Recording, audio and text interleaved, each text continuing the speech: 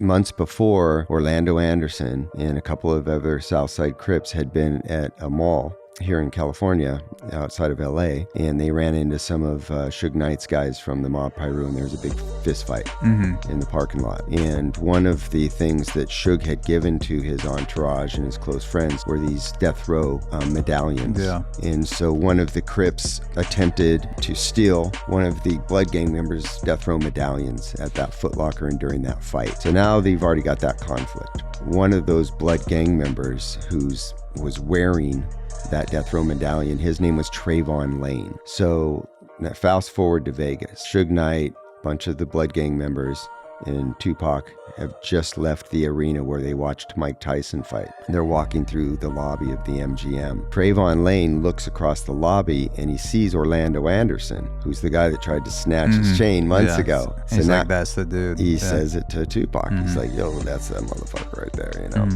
And so Pac takes it upon himself just to kind of run across the room and sucker punch Orlando. And so when he says that's not us, then we can now put a little bit more emphasis on the remaining theories. And that was obviously that Suge Knight was ultimately behind Biggie's death, which proved to be true. Is that the name of your gym, the Ludus? The Ludus Combat Club? Oh, that is the name of a guy in Plattsburgh, New York. The name of his gym. I met him over the pandemic. His name's Adam Fleury, and he was running a knife defense seminar. Okay. And I was looking for shit to do just to get out of New York. And I saw he was running it at his gym in Plattsburgh. Okay. And went up there, basically stabbed each other with rubber knives for 2 days, did some jujitsu, some Muay Thai. That's like when I first started doing Muay Thai too. Okay. And I saw his gym. He also did Muay Thai. He lived in Thailand for a while. And yeah, so that's Ludus Combat Club. I go up there about once a year. Like I went up there in September and we just did like a full jujitsu Muay Thai weekend. But he also specializes in knife fighting? Yeah, he served in Iraq for 4 years and then worked there as a contractor. And then when he was there, he was doing a lot of like, I guess, practicing with other guys, hand-to-hand combat. Whoever else did like knife defense and jujitsu, stuff like that. Yeah. And so he kind of just like kept doing the jujitsu and Muay Thai, but then added in the knife defense to it. Got it. Which is pretty cool because like we'll be rolling, and to spice things up, he'll put a knife, like he'll just like throw a knife onto the floor, and whoever gets it gets to use it on the opponent, like the rubber knife. Mm-hmm. And so it's like you're in a clinch with someone, but then you're also trying to like control their wrist from them stabbing you. Right. Which I hope never happens, but it's just fun to see like how helpless I actually am against a stabbing, because I've seen videos and you watch a video and you're like, okay, I just have to do this. I have to grab the guy's wrist. I keep it over here. Then like for some reason he's going to stop trying to switch hands and he's just going to keep it in the same hand. Right. And then when someone has a rubber knife and like you can actually go 100%, then like you get the wrist and they just like toss it into their other hand and like stab you in the ribs. I'm like, well, I'm dead, I Game guess. over. Yeah. It's so true. And people don't realize how quickly people can close. Like if I'm sitting or I'm standing where I'm sitting and you're over at the door, 15 feet away, how quickly I can close that distance. But people don't realize, because a lot of times when cops shoot guys with knives, there's criticism because, well, what was the threat? He's way over there. But if you actually look at how quickly those things can evolve into a fatal stabbing, it's like less than 2 seconds. Yeah. Like for someone to like, and even if someone's not really that athletic, they could get to you in maybe 2.5 steps or leaps from the door to here. Yep. And then also that makes me think of it in terms of baseball, where as a hitter, you're seeing a pitch, but like for a period of time, as the baseball is coming into your line of sight when you're standing at the plate, you don't register it until it gets to a certain point. And then once it gets close enough to the plate and you've already decided to act, to swing, the last 0.1 seconds or whatever, like you don't have the physical capacity as a human being to act another way should the flight path of the ball change unexpectedly. So like I imagine it would be similar in a stabbing too. Like if you overcommit to something too early, even if you see it happening, like you can't physically react. It's just like, oh shit, like I fucked up. And then it's life or death at that point, literally. Well, once you set that into motion, like obviously that brain body connection that can be done so quickly, but you're right, like to try to then counter react to that. Yeah. And you see baseball players sometimes and they still can't even stop their bat. Yeah. You know, they're like, fuck. It's so quick. Like, and when it gets past a certain point, like I've heard guys that will say, like I was fortunate enough to play with some guys at Richmond that eventually went on to play in minor leagues, some Major League Baseball. And at that point you're facing guys that are throwing 95 plus regularly and guys that throw over 100. So there's a certain point where they'll say, I'm deciding essentially to swing before the pitch comes in. I'm just like, I'm guessing fastball because it's going to be 102. Yeah. And if it's not a fastball, then I'm fucked. But like at that point, you have to guess. Yeah.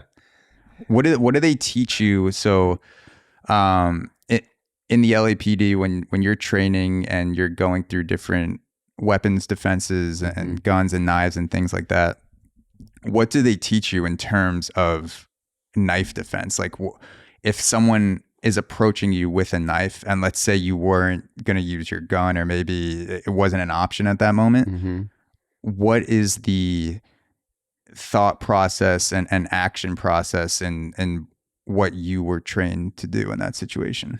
So in regard to somebody being armed with a knife, obviously distance is your best friend.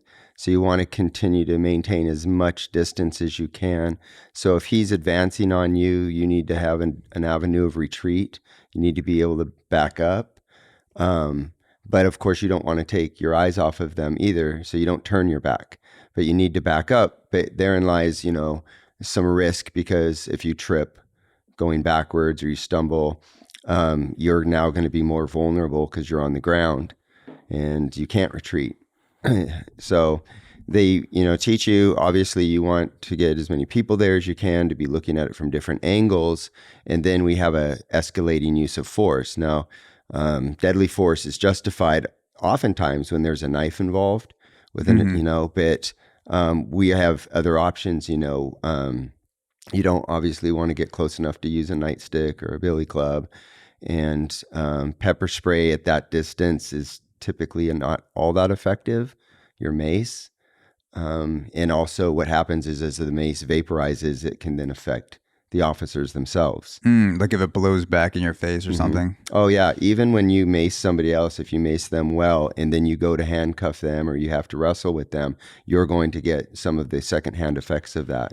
So, yeah. It's like a lethal, or not a lethal force cologne, but it's like just like a high risk cologne you're walking through. You're like, I'm gonna spray this and I'm gonna get some on me. Just like your friend spray it. Like if you're getting ready and your roommates sprays on too much cologne and you walk through the living room when they put it on, you're like, shit, I smell like this now. Like I didn't want to smell like you, and now I smell like you. You're gonna carry it with you. I'm gonna start calling that cop cologne. Cop cologne, yeah. That's perfect. I love that. Just spray a little bit here, a little bit here. Anyone gets close to you, they just automatically get it in their eyes. Yeah. Why are you crying? 100%. That's funny. Yeah. So we would use like our beanbag shotguns. Less than lethal force. We'd use beanbag shotguns, or if the opportunity presents itself to maybe there's an officer behind the guy, then you could tase them or tase them from a distance, depending on what that allows you to. Tasers are so effective most of the time, unless somebody's really strung out on like PCP. So that'll actually, a drug like PCP will increase your tolerance for the taser. Oh, absolutely. Yeah. There's been guys that have been fatally shot that are under the influence of PCP that don't die for like 2 minutes. They're still in the fight, even though they've been fatally wounded. Wow. Like it's incredible what PCP can do. I watched a girl do things that no human being should be able to do when she was under the influence of PCP. And I saw her, first she jumped off of a roof and she tried to get over a fence that had 3 barbed wire, like 3 lines of barbed Holy wire. Shit. Yeah. Her leg got caught in the barbed wire. So she basically tripped over that barbed wire, landed flat on her face, got up, ran across a lot, got up onto the second story of a building, and actually ran across a telephone line. Jesus. Like she was doing the tightrope thing, but sprinting. But running. And she ran, Holy shit. and she ran about 30 feet across this telephone wire, and then she fell through the top of a shed. And the shed just had one of those kind of like wavy fiberglass cheap roofs. Yeah. But she fell through that, landed on a tractor lawnmower inside, and then came busting through the shed doors and was running. I'm chasing her. And I remember specifically taking my gun out of the holster and setting it on the ground because I didn't want to have my gun on me when I caught her. Mm-hmm. I knew that another guy was right behind me. He was going to pick it up. Was that because you thought she might try to take it off you? Okay. Yeah, I didn't want to wrestle with her over my gun because she's exhibiting superhuman strength. Mm-hmm. She's naked too, by the way, this whole time. That's why somebody called, because she was standing on a roof with no clothes on. And so when we went up, it's a hell of an orgy wherever she was escaping from some PCP drug den. Yep. And so we had. One guy had gone up a tree to get on the roof behind her and was going to try to kind of sneak up on her. I don't know what the plan was to tackle her on a roof. It's not very smart, but she saw him coming, and that's when she ran and jumped, got her feet caught in the barbed wire, fell down, ran across the thing. And then finally she went to climb a chain link fence, and I got close enough to her to where I could jump up and just wrap my arms around her midsection and pulled her onto the ground. And I thought, okay, we're just going to, Yeah. And she just completely went docile, like just completely. You think like all the shock just hit her at once from the physical trauma, and the PCP was kind of delaying that pain? Yeah, maybe. I don't really know though, because that's pretty wild. Like, yeah, I know. I've always heard the folklore of someone lifting a car on PCP mm-hmm. or getting shot in the chest and still attacking someone, but I've never actually heard an actual story of someone being on PCP and being able to do it. I wish they had like some like synthesized form of PCP that was performance enhancing for when I used to play baseball, because right. like sprinting across the telephone wire, like that's a pretty useful athletic skill. Absolutely. Yeah. Because there are people that train their whole lives to do that, and they walk across still, and they're using like a balance beam, and like she's just running right past them, and they're like, God damn, what is she on? Yeah, she ran. It was unbelievable. Yeah, and then she went totally docile, and I don't know, it's kind of like sometimes you see in the wild where maybe a leopard or something captures an antelope, and there's a fight, but once that a cat gets a hold of the neck, oftentimes you just see the prey just go still. They like concede, like, okay, I lost. Yeah, it's like a recognition, almost like a tap in mm-hmm. jujitsu, where you're like, don't break, but you die. Yeah. But it's almost like, yeah, you got me, but you don't get another round. It's just like, well, I lost that one. Yep. Just try to make it as painless as possible. Yeah. So like in those situations, I don't know how early on that was in your career, but mm-hmm. when you have someone that's approaching you with a knife, or someone that's on PCP and just like shows no signs of responding to force, for your own psyche in that moment, how calm do you feel? Like, is it almost like you're a quarterback and you're making reads and you're like methodical, like she's doing this, right, I'll do that. Like he pulls out the knife here, like I'm doing this? Or is it more like a shock of adrenaline first, and then you have to work with that adrenaline? Like it's not a totally calm situation to you. Yeah, and I think everybody's different. Every police officer's wired differently. I always felt relatively calm as long as I knew that I was at a tactical advantage. as long as I knew I was in a position of advantage. But when you aren't in a position of advantage, yeah, it can get a little scary. Like when you're chasing a guy down an alley and you're by yourself because your partner hasn't caught up with you, or he's gone a different direction to try to cut the guy off, or you're separated, and then that guy turns, and now it's surely just you and him, and you can't just shoot him, right? So you've kind of run into a situation where you know you're going to engage now, and it's just a matter of buying enough time for help to get there, and hopefully, that you come out on the winning side of that. But everybody's different. Like you watch sometimes, I never get this where cops are chasing somebody, like let's say in a vehicle pursuit, and they pull them over. And now you have 10 cops all screaming at the top of their voice. And it creates nothing but confusion and chaos. And there's no reason for that. All you need is one guy, to be on a loudspeaker or to use a loud voice, but it doesn't have to be like, fuck, come on. Yeah. It's like that doesn't do any good. Yeah, I saw a video. I forget the name of the teenager, but he was in a car, and it looked like 7 or 8 officers pursuing this guy, and you saw a flash in the car, and it wasn't clear in the video if the kid was shooting at the officers or like the gun just went off in the car.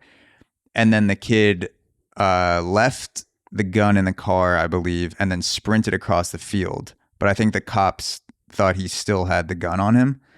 And there were like 8 cops, like you were saying, yelling, just like, stop, like, get down, stop it. And then they started shooting, but then like 8 cops started shooting. And in the video, you see a cop almost shoot another cop in the head because they were kind of like in a semicircle. Yeah. And it comes like so close where this guy like raises his gun and almost shoots, and then like another cop appears in his line of sight. And I was like, holy shit. Like I don't pretend to know the full situation because the video started when it started. I don't know what was leading up to that pursuit. So I can't make a judgment call on whether or not they should have started shooting. But just like the fact that this guy who's a cop almost shot another cop in the head, and that was just like it's a high stress situation, of course, but you would think that there's some sort of preventative measure to stop that from happening, from like another cop headshotting a cop in a pursuit. Like that was a pretty close call. There's supposed to be preventative measures. Unfortunately, sometimes adrenaline and fear gets away with us. And so cops are overreacting because there's just so much, excitement and anxiety that comes with such a rush of adrenaline. And you get those adrenaline rushes, obviously, when you're chasing people, but they really they're supposed to be kept under control. And you're not ever supposed to be in a crossfire situation. Cops know that. It's like, hey, you need a clear background in the direction that you're shooting. Otherwise, you take cover or you don't shoot or whatever. But this happens, more often than we, like to admit. We don't really look at ourselves very critically sometimes, but it happens way too often where guys just get too excited and they overreact, and then there's hell to pay because you can't justify that. You can't justify if this kid had a gun, even if he'd been shooting at the cops and then runs and he's in a field and he's clearly no longer armed, if they can clearly see that he doesn't have the weapon on him, then there's no reason to be shooting him, according to our laws and the rules of engagement with law enforcement. So, but you get too carried away. And then we have this thing called contagious fire, where one cop hears another gun, hears it or sees another cop shooting and assumes that cop must be using justifiable and reasonable force. So he then engages also. So we call it contagious fire, where one guy opens up and then everybody opens up. And like a yawn. One cop yawns and it's like, stop making me yawn, dude. You yawned first. It's just the consequences are a little bit more serious. Exactly. We have contagious fire, and that happens quite a bit. And that's something that obviously needs always to be scrutinized and critical of. Yeah, I can only imagine what it's like to be in a situation and you're already in a job where your life's much more at risk than the average person, but then you have a one-on-one or any combination of a potential suspect versus the police, whether one-on-one, two-on-two, or whatever. It seems, when I think of my own encounters where I've gotten in just like a couple brawls, something that I would not think is lethal force or potential lethal force, like even just like someone throwing a punch, I would have never considered that a direct threat to my life. Like even 2 years ago, I would have been, oh, like someone's throwing a punch, like of course I'm gonna punch back. Like there's nothing, like we might get roughed up a little bit. And then I started seeing videos of people getting knocked out and dying because they hit their head on a curb and they smack it and that's it.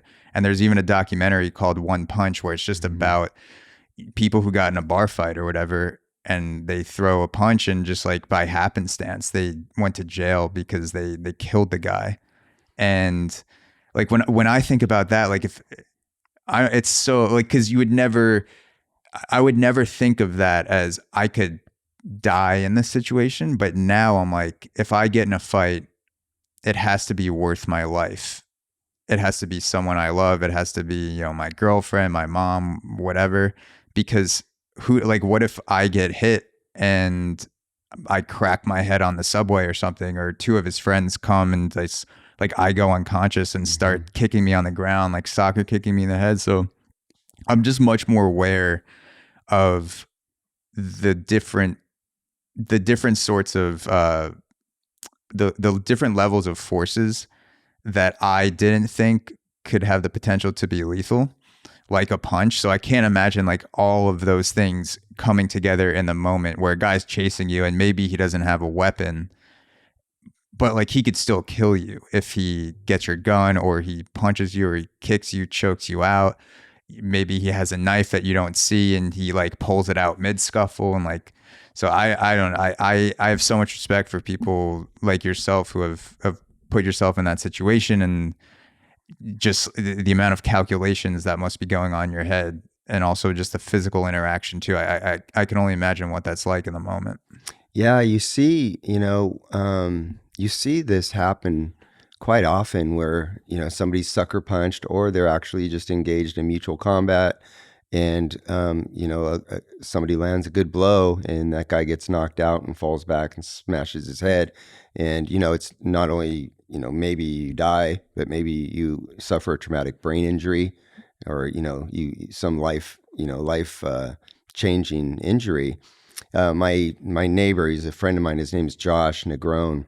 He's a Army Ranger, and he just got off trial for hitting a guy, and the guy died.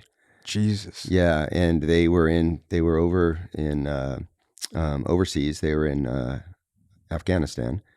I think it was Afghanistan. Anyways, same thing. It was at a bar.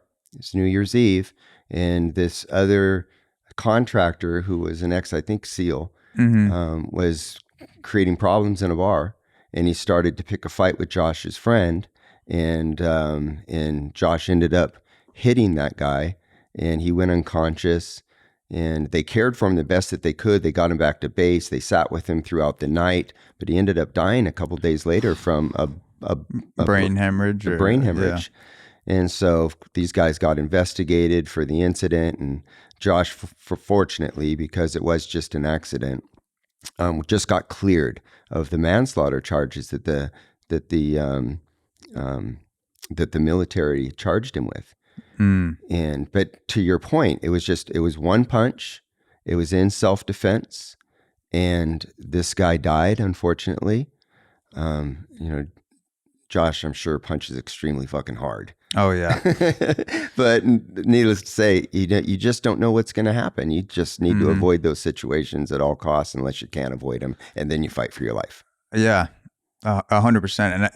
And a situation like that, it's so much of it is left up to happenstance, because he probably could have. You play back that situation 1,000 times, maybe 998. It turns into a punch, and like maybe one other punch gets thrown and then people break it up. And then it's just like a story that you tell your friends, and he's like, oh, I won that fight. And he's like, no, I won that fight, like whatever. And that's it. And then just like that one time where you hit someone, maybe they lose their footing, you're on concrete, whatever, like ricochet, and it turns into someone's death. And I don't know, because like your intentions obviously weren't to kill that person. It was just to stop an altercation from happening and defend yourself. But it turned into something much graver than that. Yeah. And so, both sides lose. You know, the guy delivering the punch may potentially get charged. And that's, you know, with a serious crime. And then, of course, the injury of the person who sustains the punch or receives the punch. Yeah, it's just... I hate watching fights. Yeah. And now we're such a you know, our culture just salivates over it. It's all you see on YouTube is, you know, people just posting fights. Oh yeah, fight porn. It's so addicting. I love it. I mean, we were talking off camera too. You said you've done boxing. I just started doing Muay Thai a couple years ago, and like it's given me. I actually feel I've gone a little bit in the opposite direction, where I used to watch fight videos with zero context of what it might be like to get punched in the face or kicked in the ribs. And now I have much more respect for violence, because I know how much it hurts getting hit with full gear on, or getting, you know, kicked in the thigh and just your leg goes numb in a sparring session, and the other person kicked you like 60%.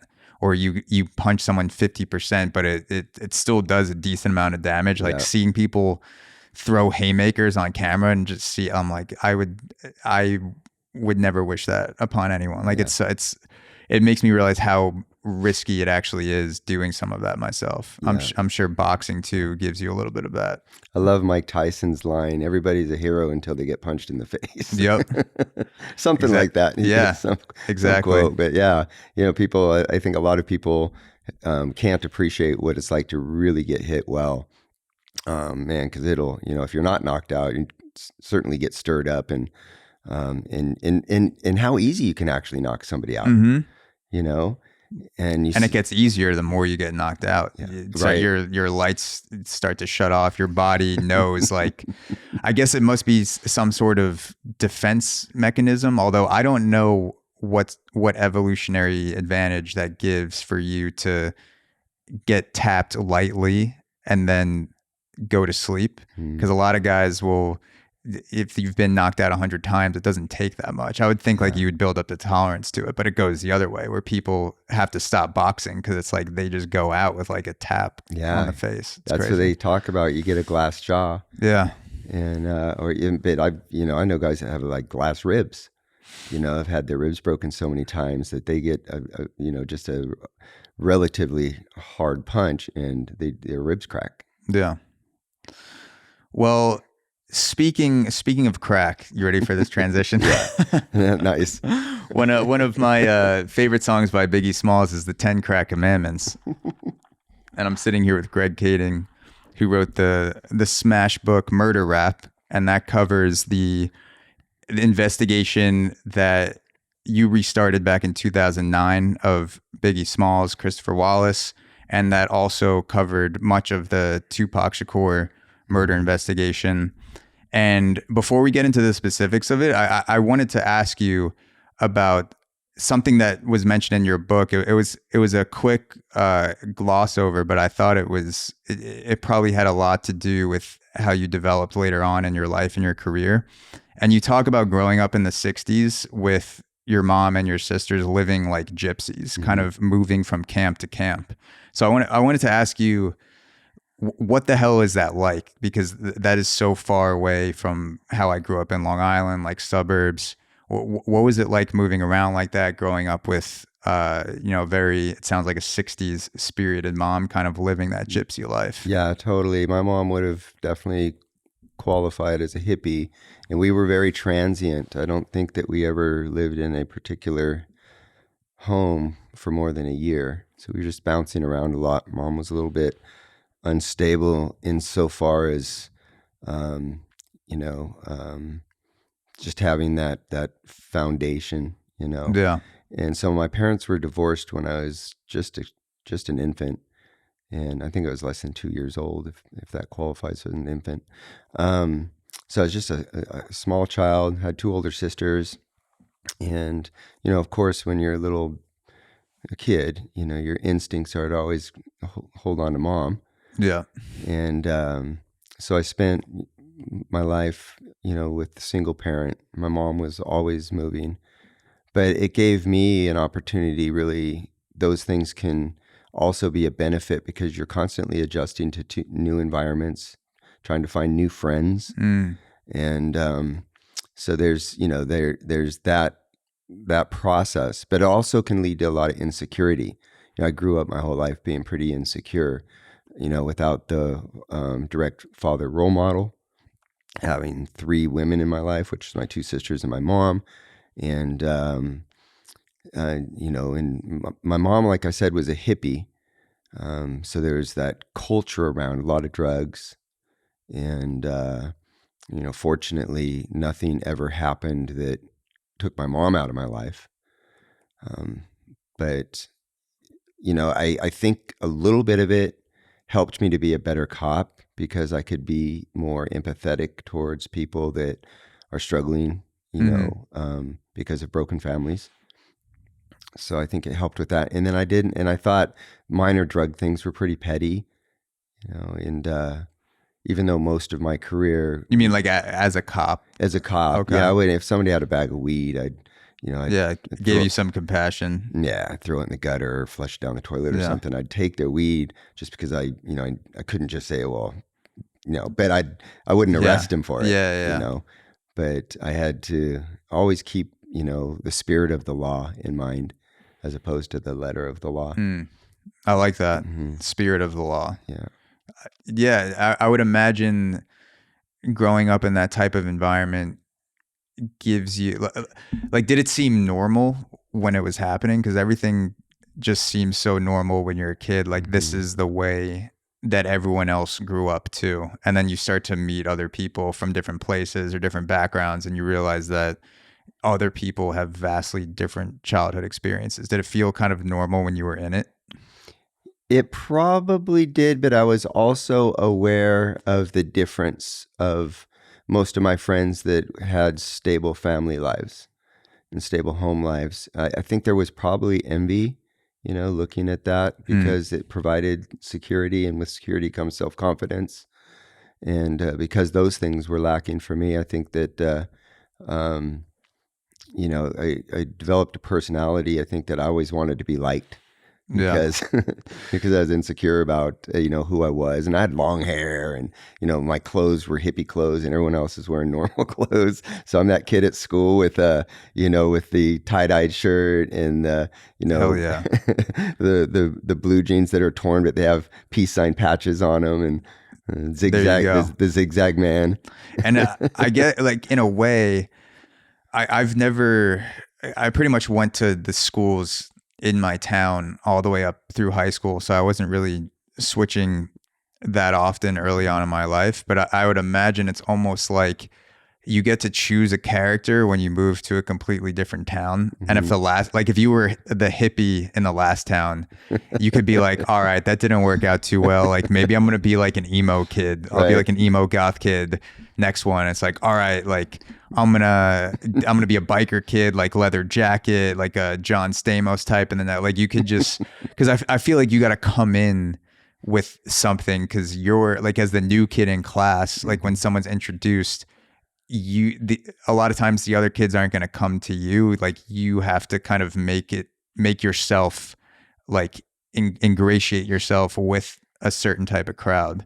So almost like, working out bits as a comedian or something, when you're just like picking which way am I going to be in this grade or this town or whatever. It sounds, I'm sure, like, leaving friends behind sucks, but in another way, it kind of sounds fun that you don't really have a past, or maybe you could even make something up where you're like, yeah, I did this or I did that. Like, I I punched a kid in Salem, Massachusetts, and like now I'm on the run, and I had to, my mom got me out of there, and now I'm a fugitive. I wish I'd have been creative enough to reinvent myself all the time. That's funny, actually. That would have been fun. Yeah, I did go through the leather jacket phase in high school, where I, the leather jacket whole look. Oh yeah, yeah, and. But I used sports too. One of the reasons, I got into boxing is because it made me feel good about myself. I was decent at it. I was relatively decent at it.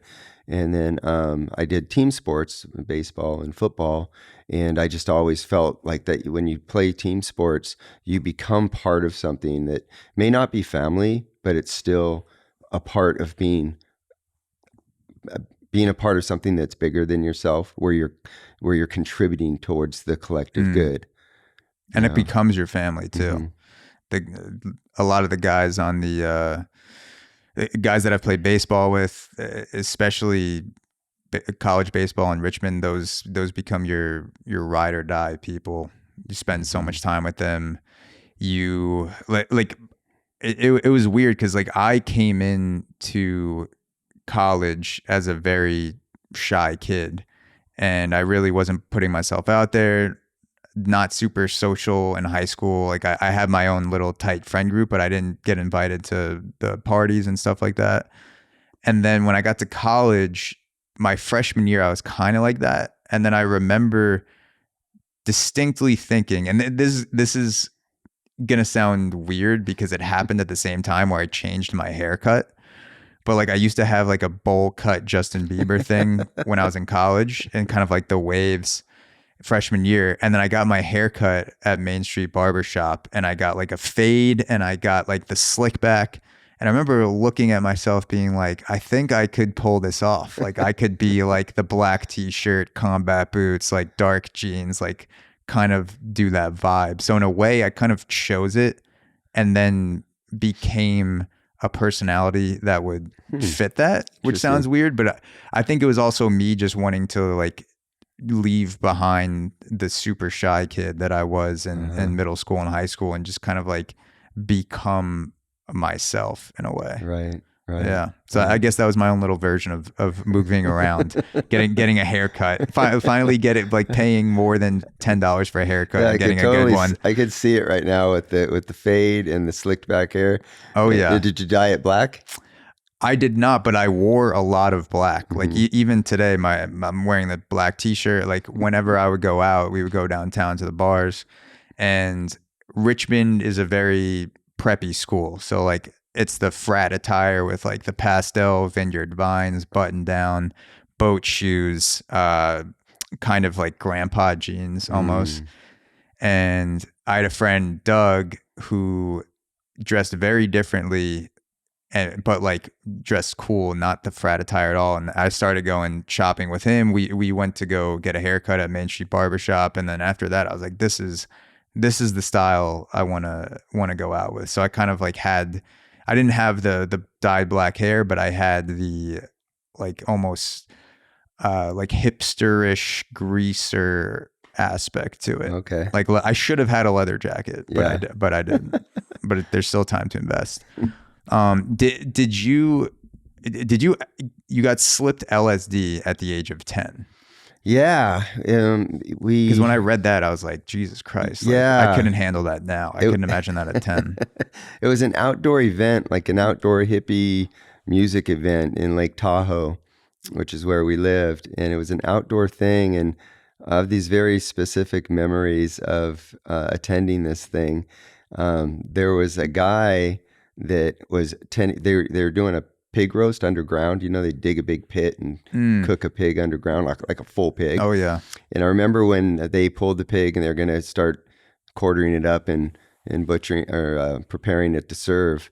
This guy is behind the pig with the knives, and he's got no shirt on, but he has these marks on him that I didn't know what I was looking at first. They were these crisscross marks on him, but they were from from running into an electric chain link fence. Oh shit! You got some stripes. Totally got some stripes. So you earned his stripes. And I don't know. I can't remember if I had asked him or if somebody said something, but that's how I became aware of how he got these marks on him. And then there was a punch bowl there that had been laced with acid, and everyone's wandering around tripping out, and I didn't know any better obviously at the time, so I did it and had a LSD experience. Just I remember walking around and the colors and everything's kind of moving but flowing. And was there any anxiety as a 10-year-old? Because that's almost the age where you're too innocent to be afraid of stuff. Mm-hmm. Do you remember feeling any anxiety with the reality starting to change, or was it more of a calm wave? It was more of a calm transition where I didn't know why this was happening, obviously, but it was happening, and I was just kind of flowing with it. Again, I was so accustomed to that atmosphere because my mom was just a hippie, and there was always drugs around different types of events. And so, I don't remember being scared or anxious about it. I do remember at one point I just walked over and laid down on a blanket, and then that was the end of the memory. I feel like that's where every psychedelic trip ends up at some point, laying down on a blanket in a field, looking up at the sky or just doing something. I was speaking of laying on a blanket, this is off topic, but I was at a ZZ Top concert at Irvine Meadows Amphitheater. It's an outdoor amphitheater. And I was with some friends. We had really good seats up front. And I was with two buddies, and one of them's name's Pat. He's a big Hispanic guy, but he had an afro. Yeah. And anyways, and I was the youngest one, so I made the first beer run. And I went to get beers, and I had to go all the way up to the top of the embankment where the beer trucks were, and I'm holding these huge 32-ounce cups of beer. Yeah. And I remember this song Cheap Sunglasses came on, and I wanted to get over and see the band playing that song. I didn't want to miss it walking back to my seat. And there's Donnybrook is started 10 feet from me to the right. These guys are fighting. There's 9 or 8 guys involved in this shoving match.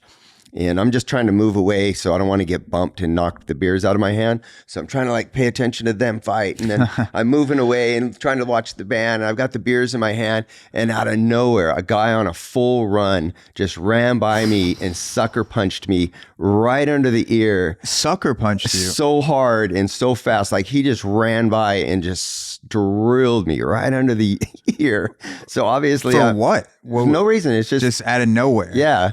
Just out of nowhere, for no reason. I'm just kind of moving away from this action over here, and for whatever reason, fuck? Yeah, he just on the run, wham, and so obviously the beers drop. I get knocked out, and I roll down this embankment, and I end up gaining consciousness, and I'm on some people's blanket, and they're sitting there wondering why this drunk.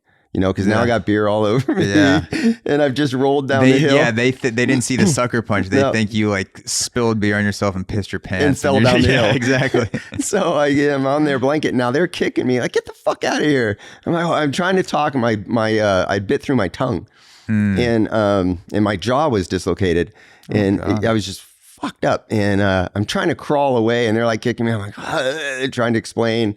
And I get back to my friends with no beer, and they're like, "Dude, what the fuck? Where's the beer, man?" Yeah. Did you ever find out what that guy's deal was? No idea. There was just a fight that got out of control. It grew to be too many people, and for no reason, I was just in the guy's way, and he threw a punch, and ran away. I probably continued to run away. I don't know. Yeah. It wouldn't take away the punch, obviously, but it would make me feel better if the guy was sorry, you look exactly like the dude who banged my girlfriend last week or something. And I'm all right, fuck you, but I understand where you're coming from, instead of just getting randomly sucker punched. Exactly. Yeah. No, he couldn't, he didn't have any reason. Yeah. Obviously I hadn't hit him because I had 2 handfuls of beer. Yeah, it was weird.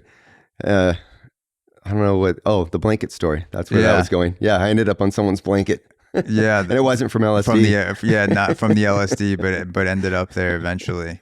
This may be a stretch, but do you think taking a psychedelic at that young of an age, where your brain is imprintable, and essentially, taking a psychedelic is almost like a puzzle. Like it feels like your reality is splitting apart, and then you can almost like you can't start to put the puzzle together and figure out the meanings until you let go and you start to say, okay, what is this trying to tell me? Do you feel like taking LSD at that young of an age kind of like mapped your brain a little bit to want to solve puzzles and to like give in to the story? Like you can't force it. You just got to like let the pieces come together like a trip, like a good trip where it's just like, all right. And then a bad trip was when you're clenching your teeth trying to like in an investigation make the evidence fit something that it's not. And you're like, why the fuck won't this come together? But instead of just like letting it come to you. Yeah. I don't know, to be honest. That's really interesting. That's a interesting question that I can't answer. I don't know if it had any indelible effect on me long term. They talk about LSD and then you have flashbacks. I don't think I've ever had a flashback from that experience, but I guess that something still can remain in your system, like in your spine somewhere. I'm not exactly sure. But I never had any residual effects that I know of from that incident. But it's interesting you say like how it could have potentially did something to cause you to think differently. Yeah, because there is evidence now that there's certain psychedelics that make your brain more neuroplastic and receptive to stimulus.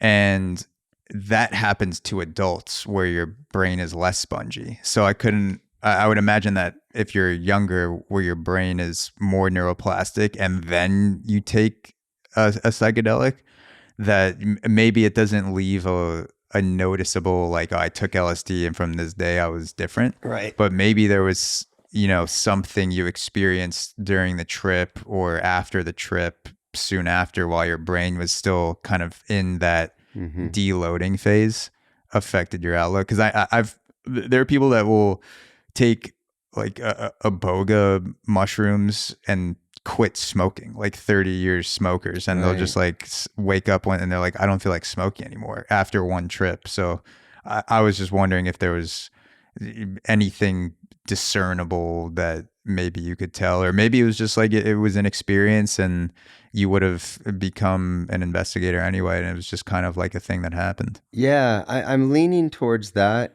Obviously, I was so young. It's hard to psychoanalyze much about it, but it's kind of interesting because I know that they're using psychedelics, in particular mushrooms and stuff these days, to help combat PTSD and the war veterans and stuff that have just, and it evidently is having a tremendous effect on being able to do what you're suggesting is kind of getting the brain not rewired, but correcting the wiring. Yeah, almost like shaking it up a little bit and then putting the pieces back together slightly different than they were before. It's pretty fascinating. Yeah. You have to tee up the Biggie investigation. You have a great quote in the book about the gang culture, and you write that rap's legitimacy as an authentic expression of street life and the gang-banging ethos could hardly be overstated. So I wanted to ask you, like, if you could talk about the crossover of rap and gang culture as you were experiencing it as a detective leading up to the Biggie investigation, and then like in those early stages before we get into like actually what happened, just kind of like the overarching vibe of the time of that investigation, like when it was happening. Yeah, so obviously they were killed in the mid 90s, 96 and 97. And when I'm making references to rap, typically in this context, I'm talking about gangster rap. And, the gangster rap of the time, which, was, coming out of Compton and, NWA. Yeah. And it was a little adversarial insofar as its reflection on law enforcement.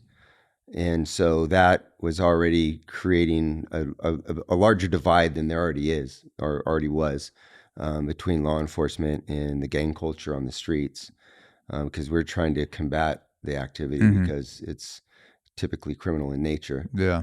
And so, I didn't have any real respect for it. I certainly didn't admire it because I didn't like the effects of what took place beyond the words in the culture, in the gang culture. The lyrics were something, but obviously sometimes that can be influential. The lyrics can be influential and cause people to do things that, promote violence or promote the abuse of women or anything like that. So when I got into this investigation, obviously there's a war of words going on between the camps, between Biggie and Tupac. And so then now you've got lyrics again that are adversarial and creating conflict. And then it plays itself out, as we see within the gang culture, into more and more violence. Yeah. Because that's all. Biggie and Tupac's murders were just gang activity. I mean, it just comes down to that simple thing. It was just gang members taking matters into their own hands and retaliating for slights against them. Yeah. And so obviously I could never promote any of that. But the caveat to all that is I also look at that music as an expression of the frustration from those streets, as an expression of the oppression historically that they've been, I'm speaking specifically about Black culture now, the oppression of the environments that they lived in. And oftentimes the mistreatment from police too, if I'm being honest. So yeah, I learned to appreciate it, but with a grain of salt. Yeah. Yeah, it seems like it's. I think you're right with the way that you say it. That rap lyrics are an expression of reality or a reflection of reality, and sometimes those realities are played out from the lyrics of the song, or maybe someone is actually bragging about a murder in the song or making a threat to the song. Like as a police officer, as an investigator, how do you discern whether a guy who maybe is in a gang, is involved in gang related activity, but just kind of on the periphery, like he's not doing serious stuff, but he's rapping like he's a big time gangbanger? And then you have other guys that are rapping and doing the things that they rap about, like they're actually murdering or like running big drug rings. Like, how do you discern whether a guy is more on the Braggadocio side, where he's just like embodying the culture, where now it's much more common, where, a kid who grows up in the suburbs is rapping about, like doing drive-bys when he was 12 in like a white Jewish neighborhood where he grew up, and like people find out and you're like, you're just a poser. But back then I feel like in the heat of the 90s gangster rap, it was much more like the lyrics were showcasing much more the things that rappers were actually going through on the streets. So as an investigator, how do you kind of discern the reality from the Braggadocio in the lyrics when you see stuff? By the actual actions. You can see what they do. I mean, talking about it's one thing, but then when those words turn into action, you can just simply see, well, is this guy out there committing crimes? Is he an actual gangster? Is he an affiliate? Is he just an associate? Because there's all these different kind of gradations of a gangster, and how they end up getting defined. So you would look at the actions of the individual and say, okay, is this maybe just a violent person, or is this a gangster? Because a gangster by nature is doing something that is in the benefit of the gang, as opposed to just a guy who goes out and acts like an asshole. Yeah.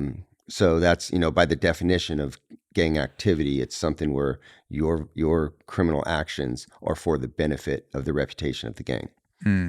So yes, so you're looking for someone who's acting in collusion with other people, and then the actions are matching something that may be in the lyrics.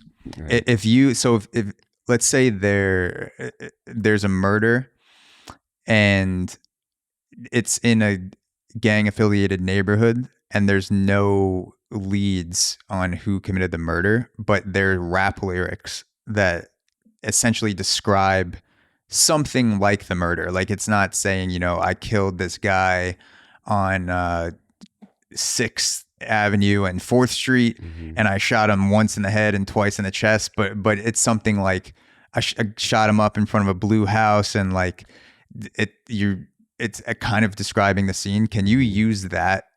Can you use the actual lyrics as suspicion to investigate, or I don't know what the right police terminology is, but like probable cause? Can you base that just off lyrics to start an investigation, or do you need other evidence first and then the lyrics is kind of like a supplement?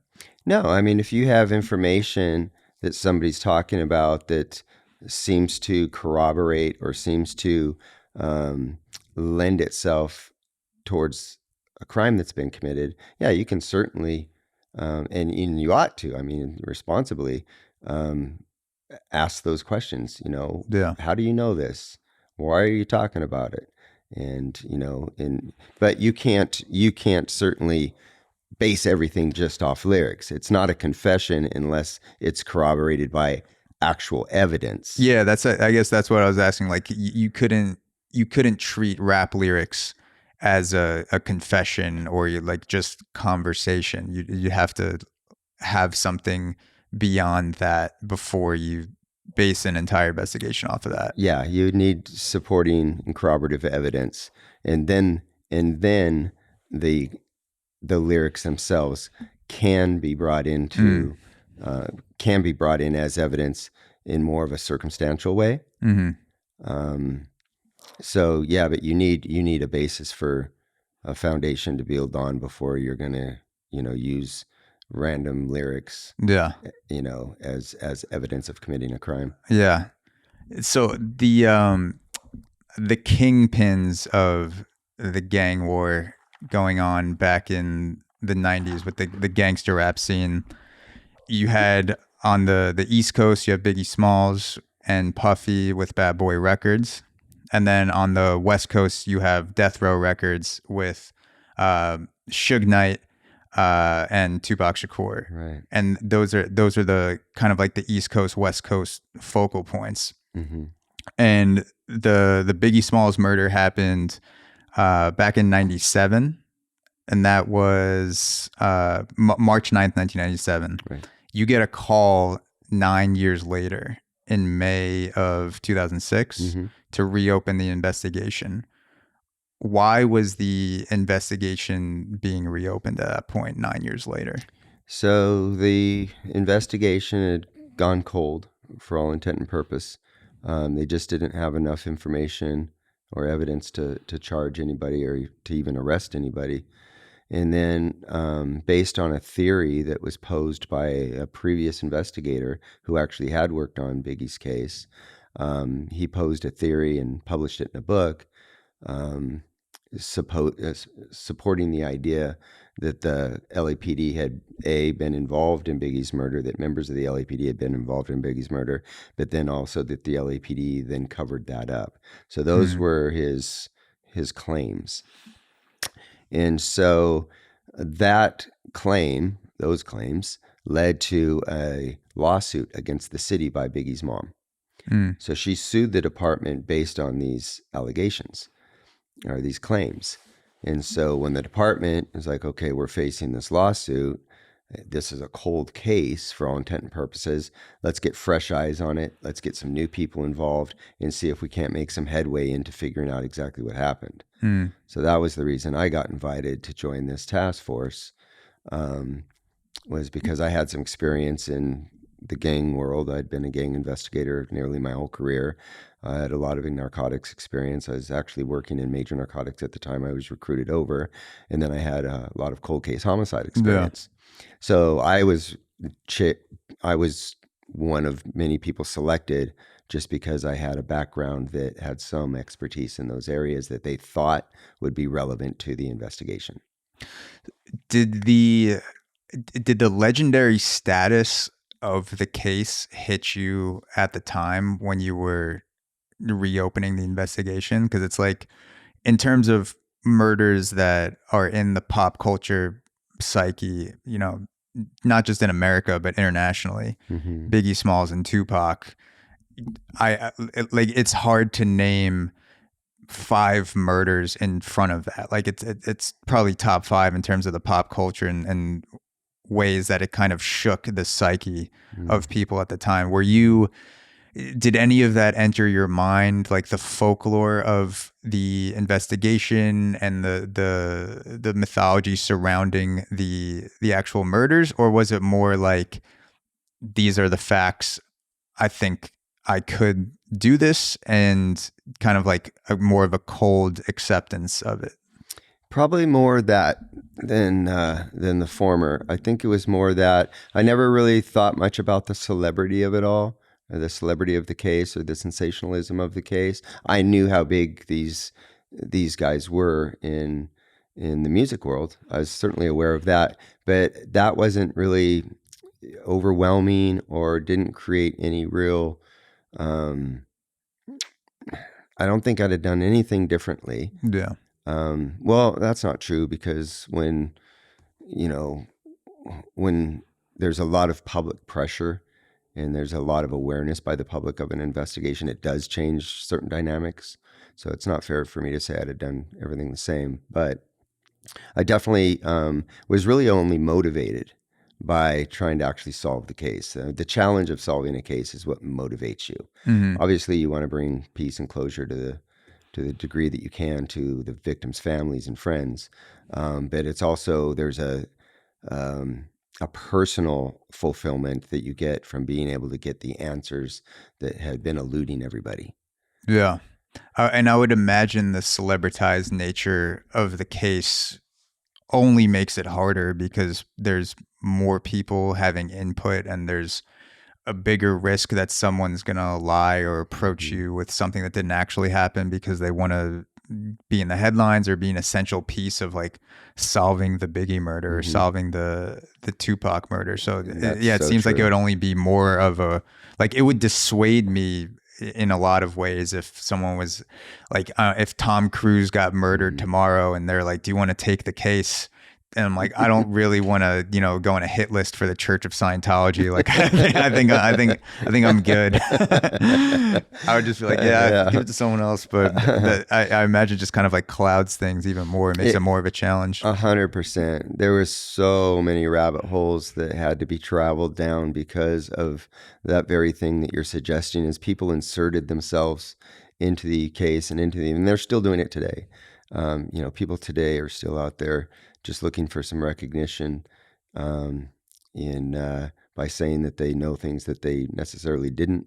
And even back then there was all kinds of voices interjecting into the case, and you have to work through all of that to see whether or not those voices are honest and true, or whether they're just people that are looking to gain something personally. Yeah. So Biggie Smalls was shot and killed March 9th, 1997 at a Soul Train Awards after party. And that was at the Peterson Auto Museum. And there's at this after party of Vibe magazine, it sounds like it's it's like a very sought after party, and it's also a very wide guest list. And there's politicians there, there's Crips, there's Bloods there, there's A-list music artists there. Like everyone wants to go to this party, and like people are literally like gathering outside to try to get in.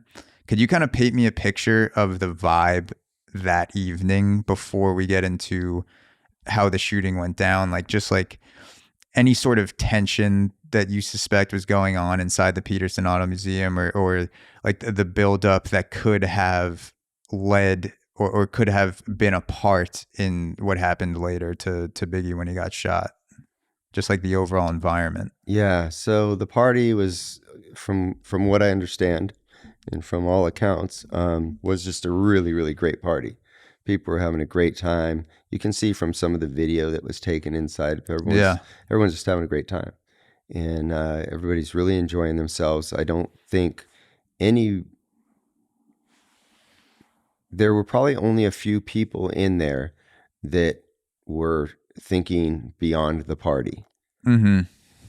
And, so, you know, everyone there was pretty like beyond the party. You mean like, weren't thinking about problems that were coming from outside. Okay. Yeah, everyone's just in the moment. Everyone's in the moment. There you go. Yeah. Everyone's in the moment for the most part. However, there was good reason for some people to be concerned because of what had happened 6 months earlier with Tupac in Vegas. And now you've got Bad Boy Records out here, basically in Death Row's backyard. Suge's in jail, Tupac's dead, but that situation's it's not over. Yeah. You know, what happened in Vegas didn't stay in Vegas. Yeah. And the saying is not true. Yeah, the saying certainly wasn't true. Yeah. So for murder and cheating. Yeah. So and there had been warnings. There had been people in the camp, in the bad boy camp, that, you know, were told like, hey, LA is hostile. It's probably not a good idea to be out here. That fell on deaf ears, and they came anyways. But from what I understand, Biggie was having a great time while he was here and wasn't encountering any real problems. Yeah. He just didn't realize that there was things happening behind closed doors, and allowed himself to walk into the middle of it. So, yeah, I think everybody was absolutely shocked when this happened. Obviously, they're leaving. There's a lot of people out on the street. Gunshots ring out. You know, the car that Biggie's in comes to rest in the middle of an intersection. So people start to realize, what the fuck happened? Yeah. You know, first there's a shooting. Now it's Biggie. Biggie's shot. And then, of course, it's not long before he's pronounced dead. And that just ripples. It just ripples and ripples, and took a great party and turned it into a miserable, tragic event. Yeah, it's like I've always wondered what the tension or what psychologically it would feel like to be inside someone's head, like Biggie Smalls or Tupac at the time where this active gang war is going on. But you're also a human being, and you're also a music artist, and you're worried about your own career. I wonder if you're doing something like you're partying, you're going out, is that a complete release from the danger around you? Or do you almost feel like a fugitive in a way at all times, where there's a chance of being shot in a drive-by or just like pulled up on out of nowhere, you know, inside your own home? Like, if the reality of the gang war was with Biggie and Tupac and the people surrounding them at all times, or if it was more like partying, like, of course, like getting fucked up at a party or around celebrities, like this is a safe zone, nothing's gonna happen here. I just wonder like what the dynamic would be like inside their head. Yeah, I truly believe that they had a false sense of security. You know, it's been 6 months since the incident in Vegas. Again, Suge's in jail, so he's out of the way, and or so they think. And I think they just had an absolute false sense of security, and didn't really understand that the gangs and Suge were not going to let what happened in Vegas go unanswered. Yeah. I'm sure they felt safe because they had bodyguards, and they thought, there was one off-duty cop from Inglewood PD, and I think they probably thought, well, if something happens, we've kind of got a layer of protection here. Mm-hmm. But that just wasn't the case. So for people who may not be familiar with the layout of the shooting, kind of like the logistics, how it happened, could you give a brief overview of what the shooting looked like as you understood it, with the different cars, the people that were present, from Biggie leaving the Peterson to ultimately getting shot? Like what did it kind of look like from a logistical standpoint? It looked like your standard drive-by shooting. It was nothing really unique about it, other than, a lot of gang-related drive-by shootings have multiple people in the car. The shooter in Biggie's case was just a lone driver, a lone gunman. So that was the only thing about it that was a little bit distinct, was that it wasn't like with Tupac, where Tupac's assailants had 4 people in the car, 4 gang members. But it's just a drive up, shoot, and drive away, just like most gang drive-bys. Whether it's people standing on a sidewalk or pulling up to somebody who's sitting in a car. It's just, all the earmarks of your typical gang-related drive-by. Yeah. When you spoke about you had, was it 30 years of experience doing gang-related stuff before that? So let me see. I started in... Was it 1986?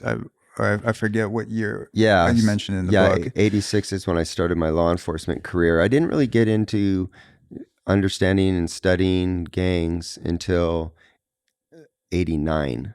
Okay.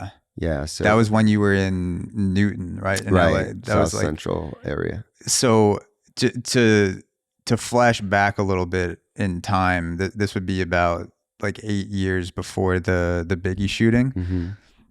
You're in South Central. There's raging gang wars going on.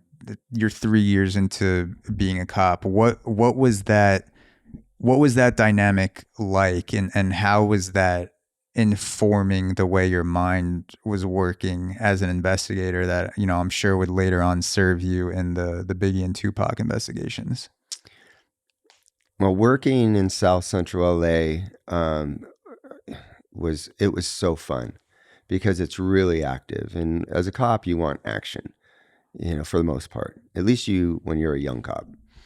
And so, it's a really fun place to work. I had really, really good partners. There was always stuff going on. And, it sounds a little morbid or, insensitive to talk about like it being fun when there's so much sadness and darkness and suffering going on that you see on the streets. There's just so much violence, so much drugs, and so many, broken situations. And to say that, yeah, it's fun to working in there, it sounds a little bit pathetic, but I don't think so. I can't obviously speak from personal experience being in that environment, but whatever you do for a job, I would go crazy if I couldn't find some sort of aspect of fun to go along with that. And having inside jokes with cops, or I forget what podcast I was listening to, but there was a cop who was talking about watching footage of homicides on the news, like the crime scene, and he'll look out for cops that are laughing at a homicide scene.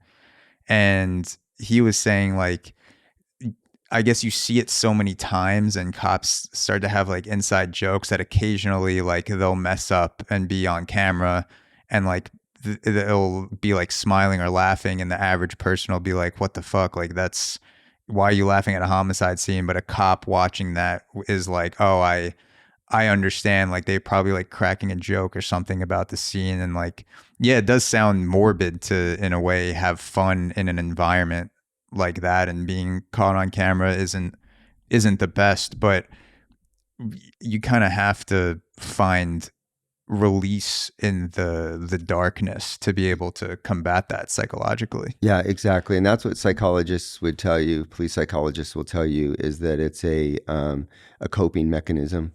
And there's a certain survival component to that where, laughter sometimes allows you to not completely absorb and be negatively affected by so much negativity. Mm-hmm. And so it's kind of a coping mechanism. It's like they used to say that, during the Holocaust in those concentration camps, the Jewish prisoners would have to find ways to laugh just to survive. It's like a survival instinct, and laughter is one of the ways in which we cope with things in a positive way. Yeah. Because otherwise nothing comes from it, from the negativity. If you do see that all the time, you just see people dying and people getting shot and just the effects of criminal activity. You can, if you don't figure out a way to have an outlet for that, a positive way of or responding to that, then you're going to find yourself, in the bottom of a bottle, or at the end of, a bottle of pills. Mm-hmm. And so, it should never, it looks horrible to see guys laughing at tragedy. Yeah. But there's also a psychological component to it that needs to be taken into consideration. Yeah. And telling a joke, you're almost like an emotional repairman in a way. If you're standing around a body, it's a very morbid scene, and you've acknowledged what happens, and you have the facts of the case, and you're standing around, you're almost just waiting for that first flicker of a joke or humor, like someone to just like come in and cut it, to like lift the emotions back to a normal level. Like you've just dropped down to the depths. You need something like just to come in and almost spark it, like a little laugh, and you start to come back up. Like you feel it. Like I've been in like funeral home rooms where everyone's like, obviously very depressed and it's very sad. And I have an uncle that, tells very dark jokes. He enjoys it. I love his jokes. And his mom had passed away. And so I didn't want to be like, I didn't want to initiate anything, because I knew he was obviously in a lot of pain, and we're all just like standing around, and we're drinking, we're talking, and it's very somber. And he was the one to crack the first joke. I forget what he said, but in that moment I was like, thank God. Like I felt like I could breathe again. I felt like I was suffocating in that room from just all of the misery. And then as soon as he cracked the joke, I was like, all right, back to being able to have a normal conversation. Yeah. Somebody really wise once said that laughter is the best medicine. And, to a large extent, that's true. Yeah. And if you're going to talk about something like a murder investigation conversationally, and being able to go back and forth with your fellow investigators, your fellow officers, I imagine like it might be pretty difficult if the officer is lacking a sense of humor. If you're talking to a guy for hours and hours and hours in the same room, and you're trying to like crack something, a joke will like shake it up or make you think about it in a different way. Whereas like someone who's always just like straight to the point, like not deviating from any emotional sort of level, that I feel like that would make it harder to kind of flow with the investigation, like having that guy who's willing to joke around a little bit. Yeah, for sure. Yeah, I all of my best partners, and all had pretty sick senses of humor. And it's a culture too. It's like, you played organized baseball, and there's a sense of uniqueness to what you do on a baseball team, in the sense that everything else is outside. It's the same way with law enforcement. We're kind of a closed culture, but there's things that are very specific to us in our culture. that only we share Mm-hmm. with one another. And part of that is that sick sense of humor. And, because we need to in order to survive. And then that becomes something that also, we get identified for, a bunch of sick cops. Yeah. But it's part of a unique culture, just like any groups have their own, unique thing that is unique to them and them alone. Yeah. The key to happiness is find the sickos, bond with your own, fellow sickos, put the puzzle together. The sickest people are coroners and people that are dealing with that morbidity every day, chopping, cutting up bodies. I'm sure they have a very dark sense of humor at times, but it's unique to them because, they have there's something, that is very specific about what a coroner does that nobody else does. If there's a comedian out there that could write a joke that would make a coroner cringe, I would love to hear that joke. Like what's the thing that makes him go like, or her go like, oh, like Jesus Christ, that's too much, as they're just putting away like a body that got stabbed 9 times. Like what makes that person be like, that's over the line? I remember when we were in the academy and we had to do a field trip of the coroner's office. So it's one of the days where we all go and get familiar with what the coroner does and what their office looks like. And there's bodies on slabs and stuff like this. And there was a particular corpse that was, I think it was a female Asian corpse, and we're standing around the table, and the corpse had a toe tag on it, and one of the recruits, just out of humanity, asked the coroner, well, what was her name? and before the coroner could answer, another recruit goes, oh, that's long gone. And the coroner laughed. So we made the coroner laugh. Oh my God. That is hilarious. The timing on that's amazing. Yeah, see, like I feel like just things like that, you just need it, especially if you're in a profession where you're just constantly surrounded by like you as a coroner, you are, and I imagine as an officer too, an investigator, like you're interacting with people on the worst days of their life, and you're just like sitting in the depths of like what comes with that when someone's brother gets shot or your mom dies and you're going to pick up a body, and it's like as soon as you leave the room, I feel like you just need some sort of humor mechanism to fling you back into having some sense of sanity. Mm-hmm. So long gone. Perfect timing on that one. So you mentioned the Russell Poole theory was what sparked the $400 million lawsuit from Voletta Wallace and the Wallace estate. Mm-hmm. And that lawsuit was, they were directly suing the LAPD, like the city of Los Angeles, mm-hmm. For $400 million. Jesus Christ. Well, there was no amount that was really attached to, like, you don't sue, you can sue for a certain amount of money, but in this case, obviously there was a financial economist, I think, who said, Biggie's lifetime earning potential was upwards of $400 million. And so that's how that number got attached mm-hmm. to the case. It wasn't like they filed their case and came in and said, we're suing for $400 million.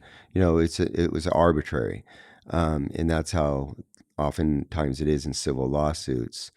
Whether the judge would have ever agreed with that, who knows? Obviously, there was never enough evidence to prove any of it in court. And that's why the lawsuits were dismissed, refiled, dismissed. And so, that number is astounding as it seems, was probably never a realistic number.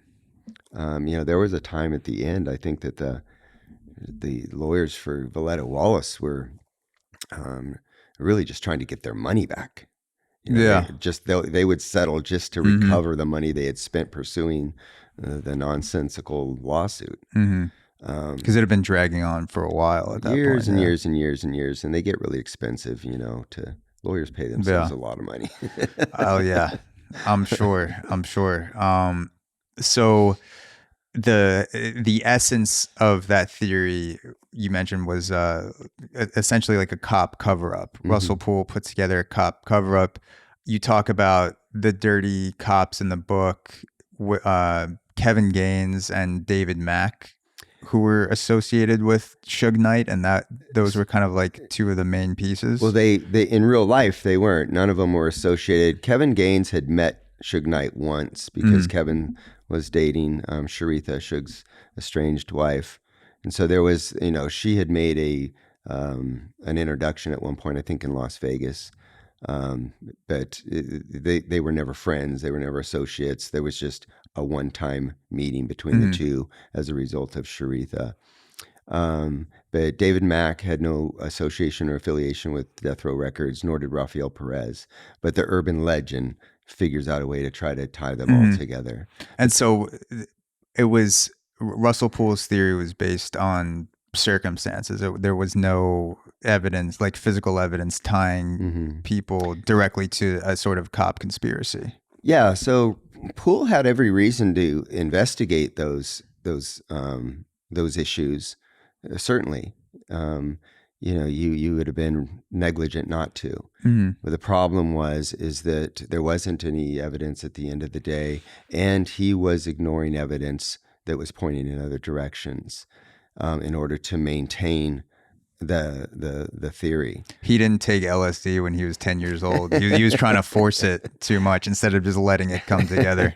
Yeah, I think to slip him some psychedelics. Yeah, I think he was the kind of detective. He was wired pretty tight, pretty rigid, and but he's like an all-American boy. Grew up and probably was a Boy Scout, that type of thing.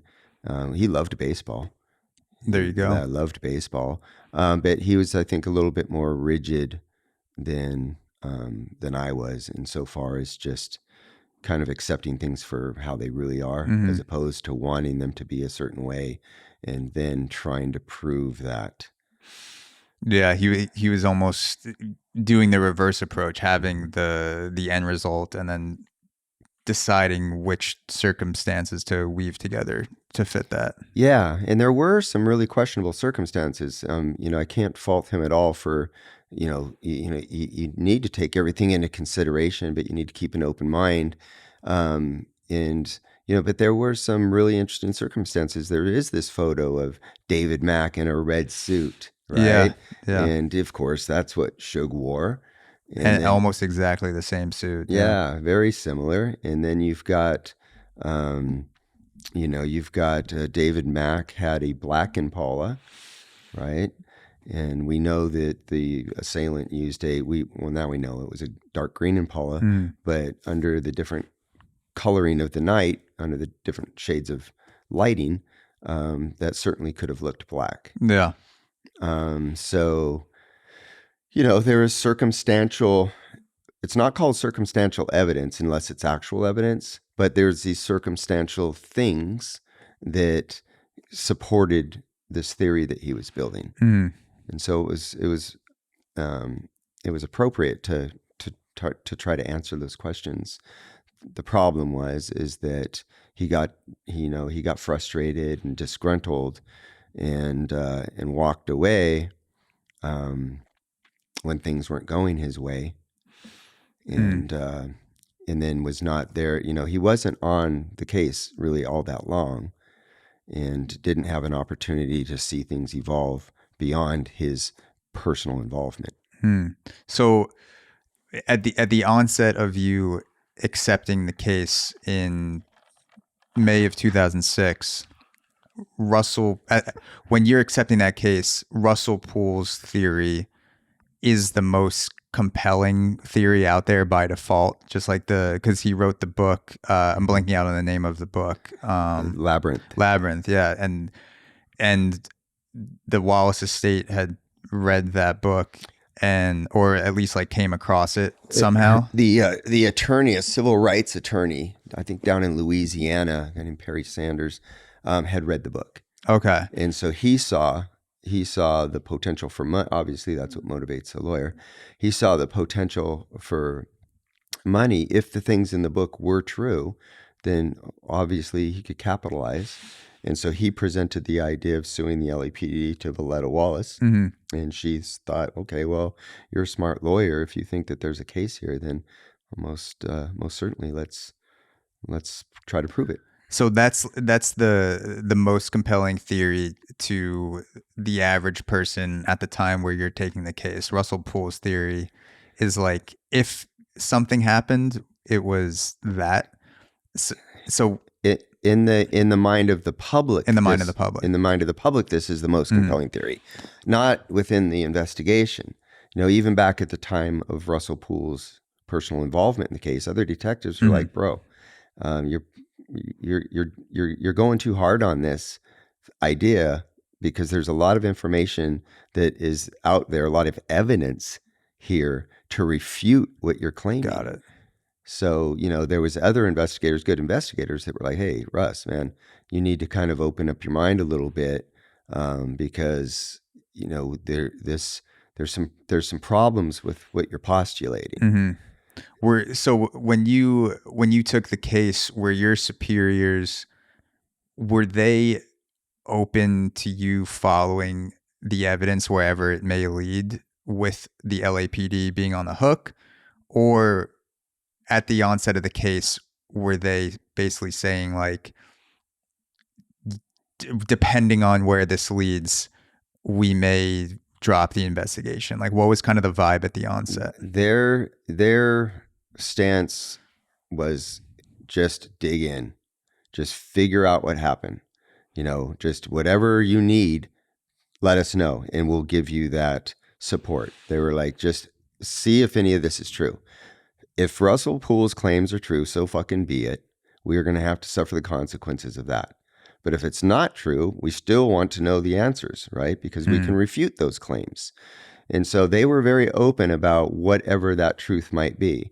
And they were so open about it, they were like, hey, if you need to go and get the feds involved, if you want the FBI and the DEA and the United States Attorney's Office and everybody else, you won't invite those people into your house if you knew the floors were dirty. Exactly.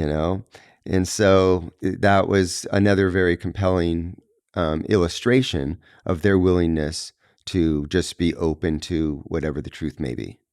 So what's your approach to putting together a team from that point? Because I imagine besides the actual facts in an investigation, the second most important thing would be the people that are involved and like the brains, the way they work. You want people that are not the same as you, but also going to be supportive of the mission and kind of like get different angles of things going on. Can you talk a little bit about your approach to putting together the team? Yeah, and that was it. It was always going to be a team effort. I knew if there was any hope at all of getting anywhere with the case, it was going to have to be a collective effort by a lot of different people that had expertise in different areas. So I went to an old friend of mine who I knew had a tremendous amount of insight into Black culture, because he's African American, and then the music industry, because he'd been working in the clubs. He listened to that music. He knew, the hip hop and the rap culture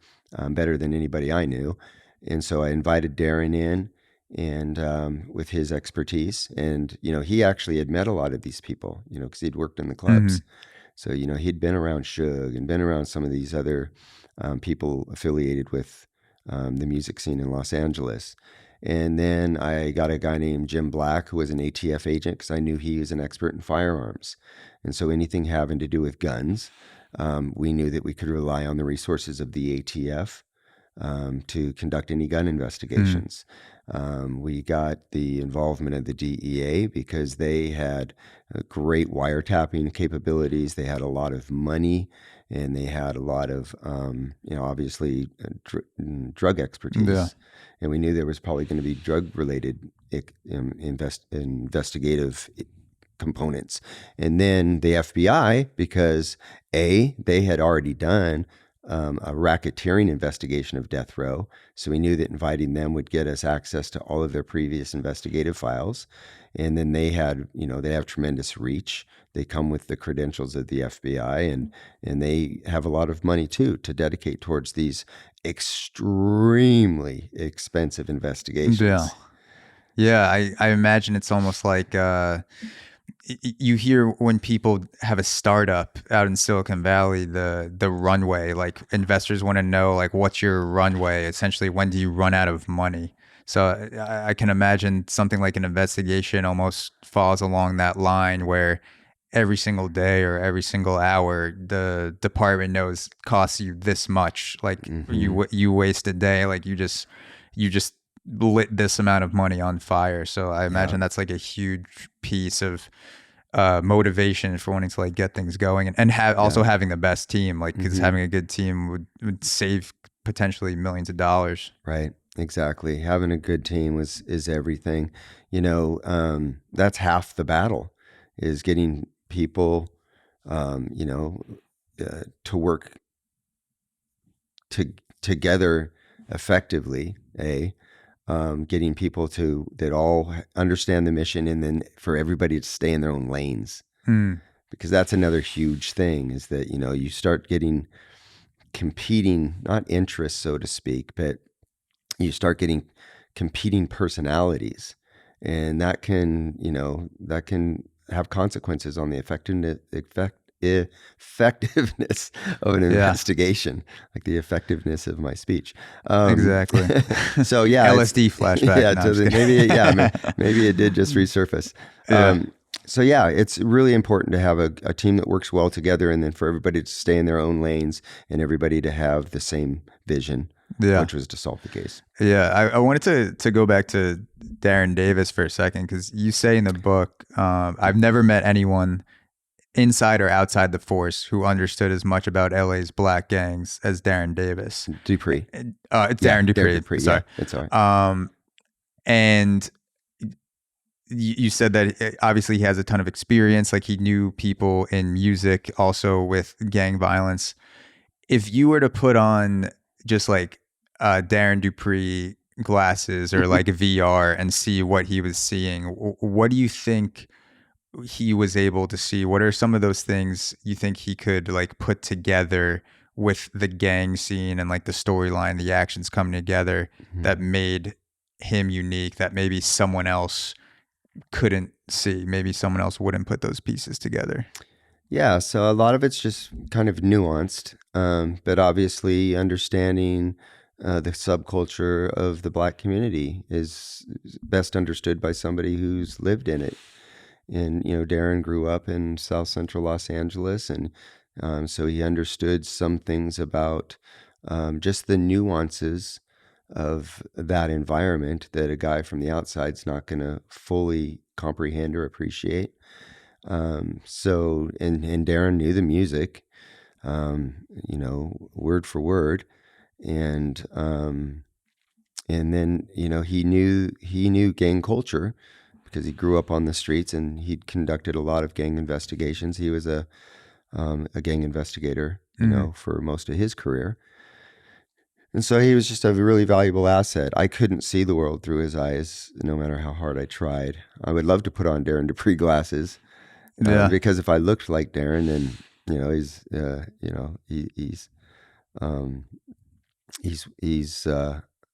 he's beautiful inside and out. And I'd love to be able to see the world through his eyes.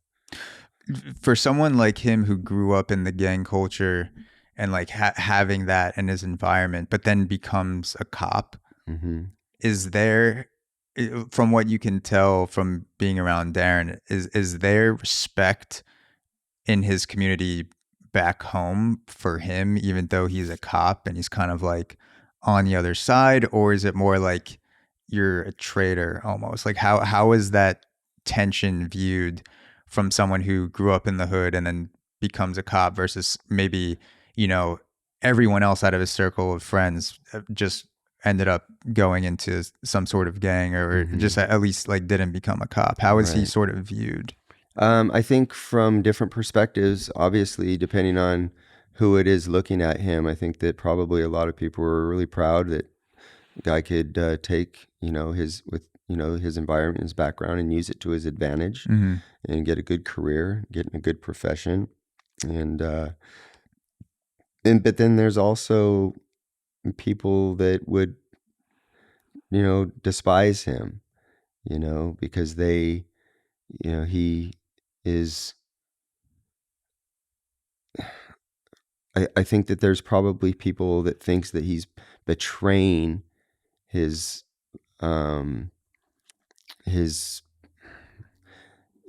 this is a small minority of people, I believe. Mm-hmm. But I think that there probably are some people that would say, Darren, you're selling out, and again, I think that's a super small percentage of people, but that's what people do when they're jealous, maybe, or envious, or feel that that your blackness should take precedent over your professional life. Mm-hmm. Yeah, like a loyalty to where you came from, even if it means compromising your own morals or what you want to do in life. Mm-hmm. So like with your own relationship with people who are living that life, do you start to build not a fun relationship, but like, I imagine you're questioning a lot of the same guys. You run into a lot of the same people on the street, especially when you're working in a place like Newton. Like you start to see a lot of the same characters. Do you feel like you kind of almost build a casual emotional rapport with some of these guys where it's not completely hostile between cops and gangs, but it's like you can almost shoot the shit? Or was it always a very hostile vibe? No, I became really good friends with quite a few people that I had arrested and participating in getting them convicted and sending them to prison.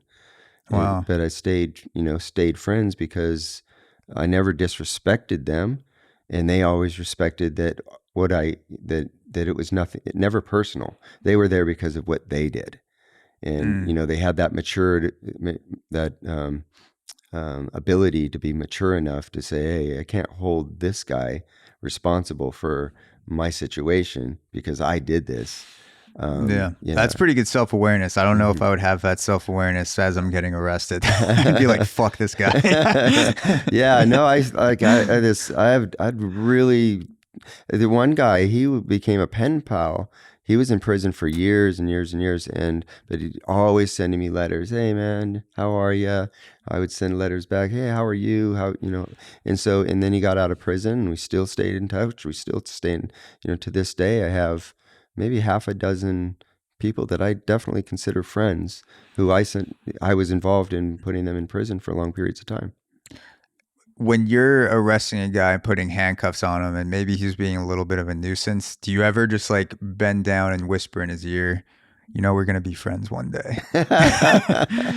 I know this seems like a shitty situation now, but me and you we're going to cook some steaks 10 years from now, we're going to have some steaks. That is such a great suggestion. And it's probably such a good way of diffusing something. I think that in the academy, they should recommend that as a training tool, that if you were to go, hey, listen, I know there's a shitty situation right now. I have to do what I have to do.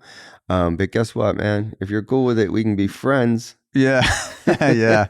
That's a good way to kind of diffuse the situation with a little bit of humor, a little bit of just like realness. Yeah. You can mean it. Yeah. Not a total joke, obviously. Like it's happened. So I'm just going to take a quick bathroom break and then we'll hop back into it. Sounds good.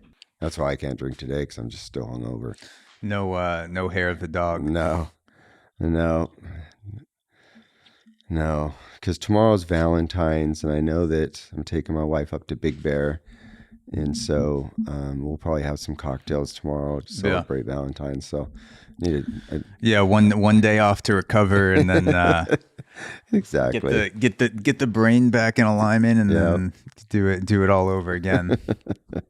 I'll never learn. Yeah. I mean, it's a I'm talking about it like I'm a 70-year-old man. Like, it's a process. You'll learn. I don't know shit, but I feel like you get to a certain point where hair of the dog is no longer an option because you drank so much the night before that alcohol seems disgusting to you. Mm-hmm. But there are times where I'm like, I'm kind of hungover and my friend wants to meet for a drink. So like one beer kind of like resets you back to normal without making you feel any worse later on in the day. So it's like it's a heavy balance. It'll be in my next podcast, alcoholic AA tips. I swear I tend to the hangovers, if I'm continuing, it's going to typically start with a Bloody Mary. Yeah. It's a good remedy. Good hair of the dog. It is. I don't know that it's very easy on your stomach with a bunch of tomato juice and stuff, but that seems to be like probably the most popular hangover drink. Yeah. Bloody Marys. Hangover. Yuck. Could live without those. Yeah. So we're back. I have a vodka soda, took a bathroom break. Getting back into it, I wanted to ask you. People are going to be, why is it pink then? Oh yeah, it's a splash of cranberry right there. Look at that. Yeah, they're like, you're lying. You're just drinking like lemonade, cranberry juice. Exactly, Powerade. My face is so straight because I drink this all the time. That's why that's and it's good too. So.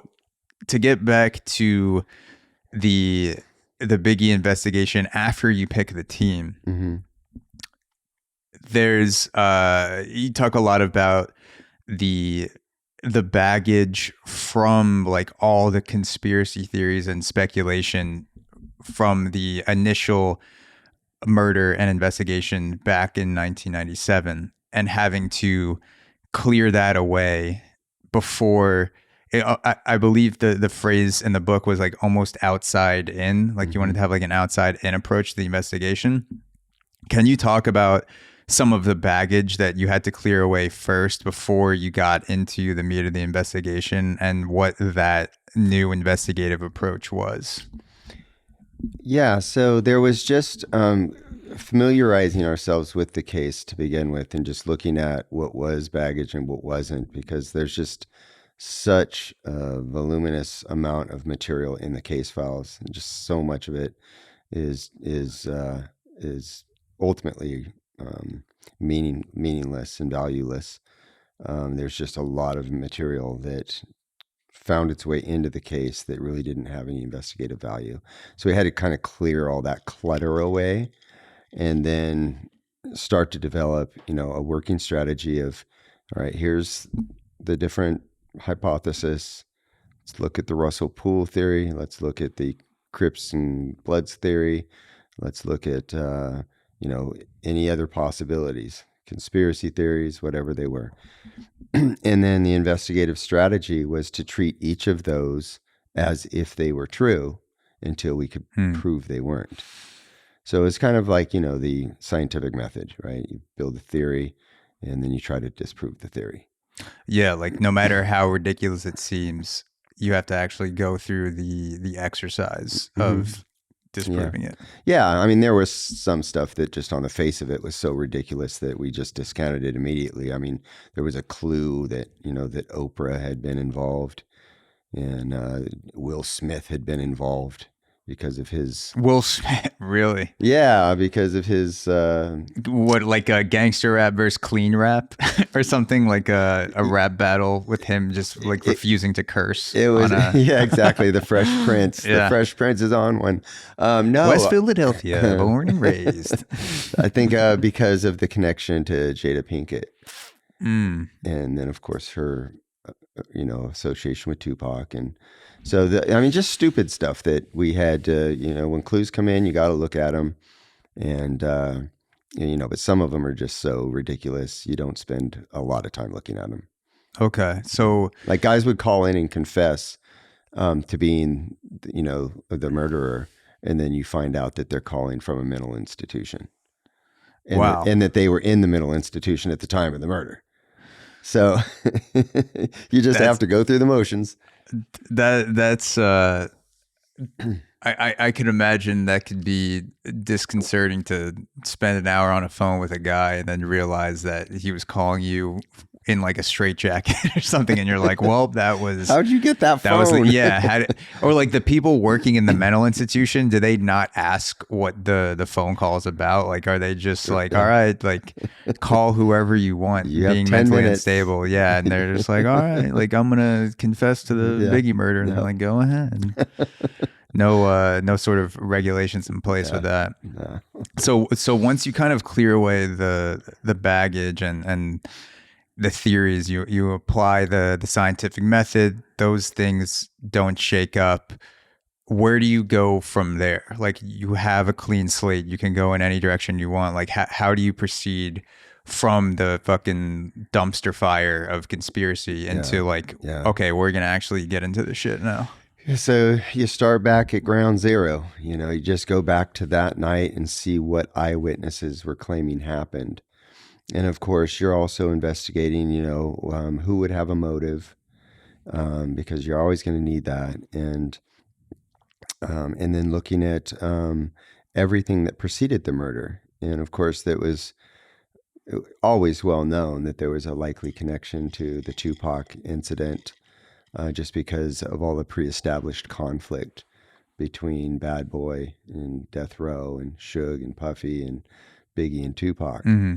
And then, of course, the gangs that they associated with are natural enemies.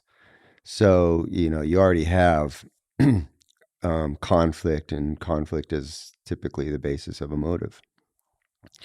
So that was where we started, and we look back, well, what did Little Cease actually say he saw? What did G Money, what did Gregory Young actually say he saw? What did, the other witnesses that were in the car with Biggie, what did they see? What did anybody out on the street see? And it wasn't very much. And we had very, very little testimonial evidence, witness information, so to speak. And then you had your physical evidence, obviously. You have shell casings and the bullets that are still, either that were lodged in the car or the ones that were recovered from Biggie.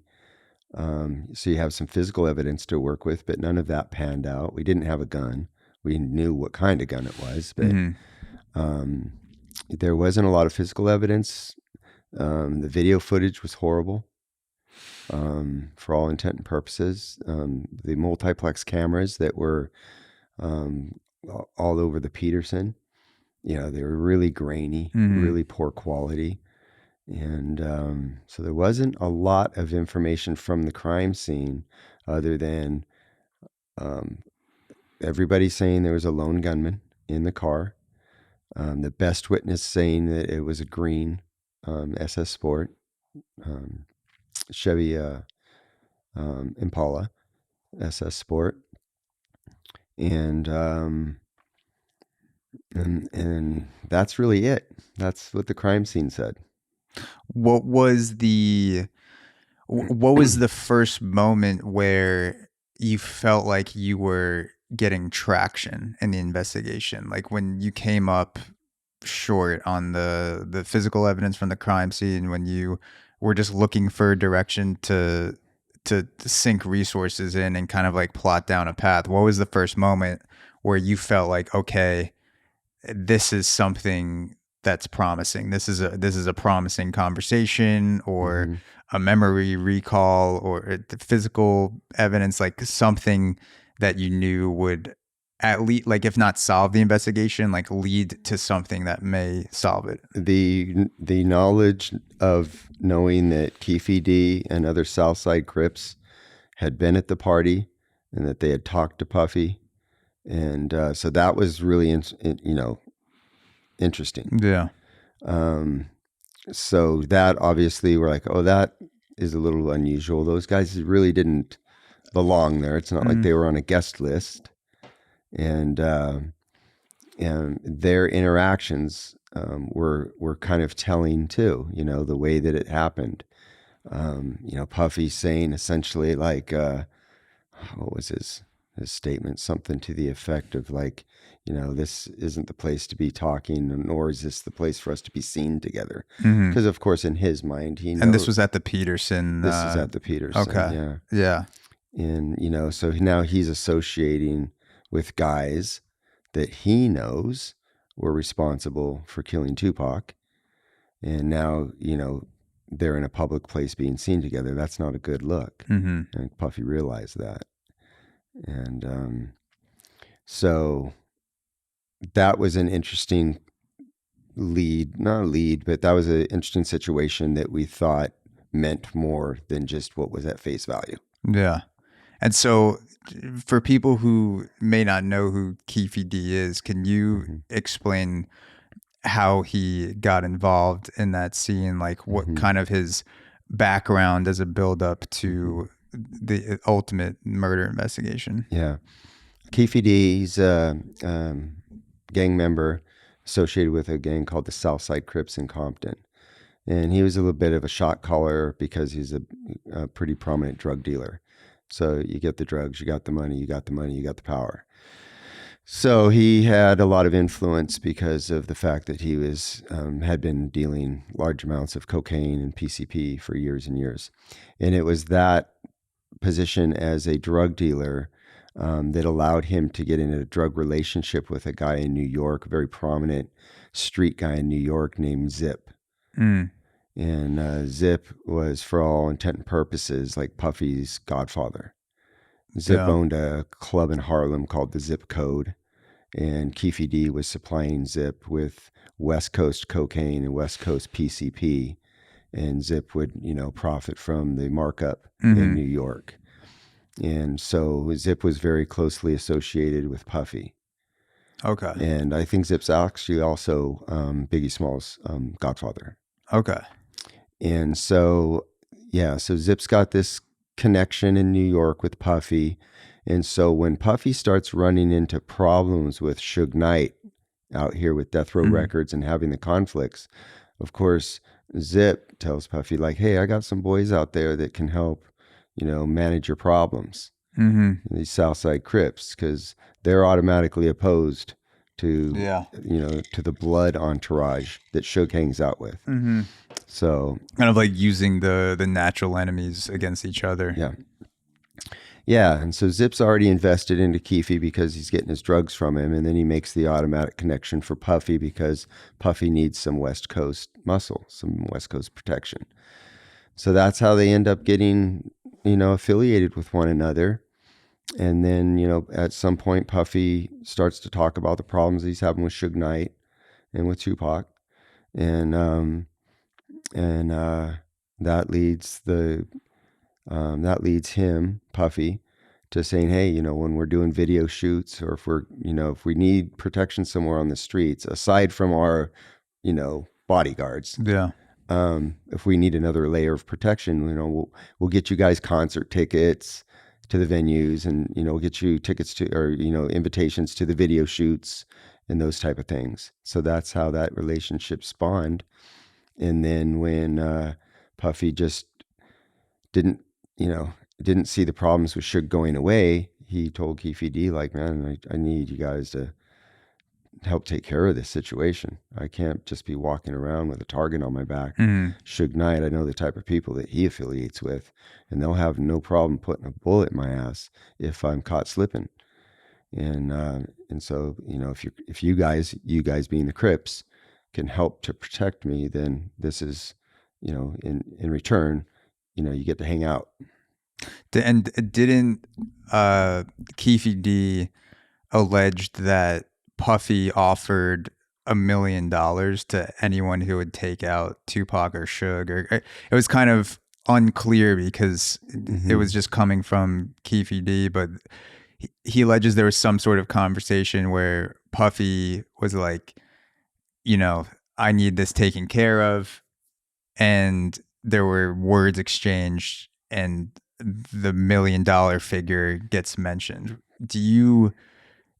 What are kind of your thoughts on what Puffy may have said or may not have said to Keefe D and other guys who were Crips, kind of like, you know, I doubt that Puffy was getting up on a podium at a convention center with Crips and was like, hear ye, like $1 million offer on Tupac and Suge Knight's head.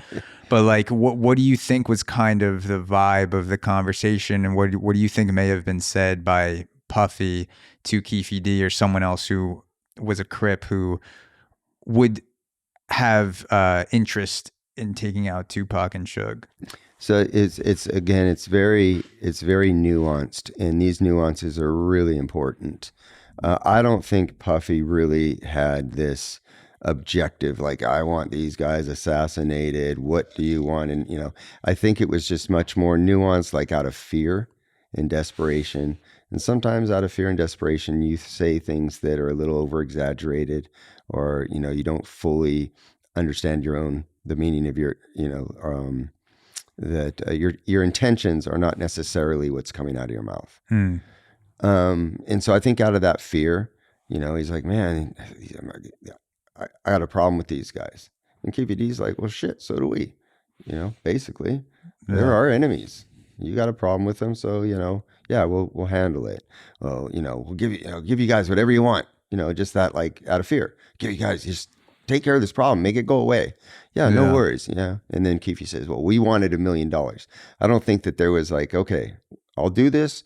How much you going to give me? Okay. Let's shake on it. You know, It wasn't like that. These are just a couple guys sitting around talking shit, and Puffy's talking out his ass out of fear, and Keefe's listening, and Keefe's like, whatever, man. You know, Keefe's already rolling in money at the time. And so, you know, it's like, yeah, whatever, we'll take care of it. Yeah. And of course, I'm going to, you know, if it's taken care of, I'm going to expect you to pay me something. Yeah. Right. And because, you know, even though he's rolling in money, Sean's bucks up. Right? Yeah. I think, I don't know what his net worth was at the time, but now it's like $1 billion, like something crazy. Like $1 million to him is like, if you lose a $50 bet, like that wouldn't be insane. Yeah. So and Keefe D's going to exploit that. He knows that Sean's just, you know, Sean's not a hard street guy that, you know, if Keefe's going to press up on him, Sean's probably going to bend. Yeah. And so, yeah, I think that that's the situation. I think that Sean said something that he didn't truly mean, but it was taken seriously. And then once Vegas happened, once Orlando Anderson got sucker punched by Tupac, man, it was on. That was, you know, that was, and that was in the MGM lobby after the Tyson fight, right? Yeah, September of '96. That was, you talk about like Puffy being scared, like acting out of fear, not really, you know, being about that gang life. That was one of the most eye-opening things about the book. Because I went into reading it thinking, you know, like all of the names that I've heard in folklore surrounding the Biggie and Tupac death, all those guys have equal gang affiliation and equal activity, and they're all just like in the soup. And Biggie and Tupac are like all doing that shit, but like also rapping. But everyone's just like having the same gang level of affiliation. And then as you point out in the book, like, there are a lot of names, like big names involved with this, like Puffy, that were like just like affiliated in the definition sense, where it's like they just knew guys that did that stuff. They weren't like living the Crip or the blood life on a day-to-day basis. Exactly. There were like a select few number of guys involved in the case that were gangbangers, and then other people were more just kind of like entourage, hanging out, making money in the music industry, but also like just not rejecting gang members from hanging out. Like, kind of sounds like it was just like a mingling of sorts, like a mingling of different level of guys, all the way from someone like Puffy, who had a lot of money and like probably had some friends that were gangbangers, and then down to, you know, people who were dealing with cocaine suppliers and like Keefe D, and then slinging on the West Coast and East Coast and like living it every day, and that was their business. So that was something I was like, oh shit, like I would have never known that if I didn't read Murder Rap, because and that's also like just having that in my brain while I'm going through everything gave me a better understanding of the psychology of what someone like Puffy may be feeling, why he was so self-aware of that fear. Mm-hmm. And I can only imagine it's because he wasn't living that life. Like he wasn't constantly around it. So maybe it's seen like I'm sure it seemed more out of sorts for him, where he's like, dude, I could fucking die. Like, whereas someone else who's in a gang might be like, yeah, I mean, like, yeah, I could die, more chill about it. Like, yeah, because his value was greater in a certain degree, is because, you know, he had worked so hard to be successful. You know, he had hustled and made the moves that he made in order to capitalize and be really successful. And when you work really hard for something, the threat of having that taken away is tremendous. Mm-hmm. You know, it's a tremendous fear of knowing that you could lose everything you worked for. And so, you know, whether it's because somebody's put a bullet in you and taken it that way, or, you know, set you up and you lose it through some type of criminal activity. And so I think that, you know, Sean was just like, fuck, this is out of control. This is just out of control. And I have a lot at stake. Yeah. I so to go back to you mentioned the Baby Lane Anderson kind of jumping in the MGM Grand lobby. Could you talk about the build up to that, and like why Suge Knight and did Tupac sucker punch Baby Lane? He was the one who threw the punch. Yeah. So kind of like who was Baby Lane, and why was Suge, Tupac, and the Death Row crew, why did they jump him in the MGM Grand lobby, to kind of paint a picture for people who... Yeah. So Baby Lane, we were talking about Keefe D previously, and Keefe D is Orlando Anderson. Baby Lane is his uncle. Mm-hmm. Keefe D's sister is Baby Lane's mom. And so, in those names, Orlando Anderson and Baby Lane are one and the same. So I'll call him Orlando. Mm-hmm.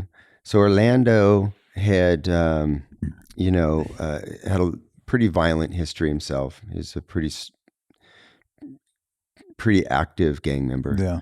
You know, he's already wanted at that time for suspected of committing another murder. And so when these guys all go to Las Vegas, there's already been quite a bit of conflict going on between them and Suge's entourage, which were Mob Piru blood gang members. And months before, Orlando Anderson and a couple of other Southside Crips had been at a mall here in California, outside of LA, and they ran into some of Suge Knight's guys from the Mob Piru, and there was a big fist fight in the parking lot. And one of the things that Suge had given to his entourage and his close friends were these death row medallions. Yeah. And so one of the Crips attempted to steal one of the blood gang members' death row medallions at that Foot Locker and during that fight. So now they've already got that conflict. One of those blood gang members was wearing that death row medallion, his name was Trayvon Lane. Mm-hmm. So now fast forward to Vegas. Suge Knight, a bunch of the blood gang members, and Tupac have just left the arena where they watched Mike Tyson fight. Yeah. And they're walking through the lobby of the MGM. Trayvon Lane looks across the lobby and he sees Orlando Anderson, who's the guy that tried to snatch his chain months ago. So he's like, that's the dude. He says it to Tupac. He's like, yo, that's that motherfucker right there, you know? And so Pac takes it upon himself just to kind of run across the room and sucker punch Orlando. And then once he sucker punches Orlando, the rest of the entourage of Tupac's and Biggie's, Tupac's and Suge's, they all jump in and just start stomping Orlando Anderson down. So they're all kicking at him, hitting him, and it's just a pile on. Yeah. I wonder, like, if you, we were talking about the UFC fight before, it just happened yesterday with Volkanovski and, blanking on his name now. Apologies to who fought Volkanovski. He trains with Khabib, but we were talking about that fight, and I was watching it yesterday or 2 days ago, and like the feeling of watching two grown men beat the shit out of each other amps you up to the point where the adrenaline is pumping through my body, over an hour after the fight stops, where I'm just like, oh, that was fucking sick. Like, I'm walking around my apartment, like fucking like shadow boxing. Like, it's just funny to me to imagine like how much of the sucker punch was the identification of Baby Lane, that, wherever they were or whatever time it happened, Tupac would have acted the same, and how much of it was like Tupac seeing Mike Tyson fucking throw blows and like knock someone.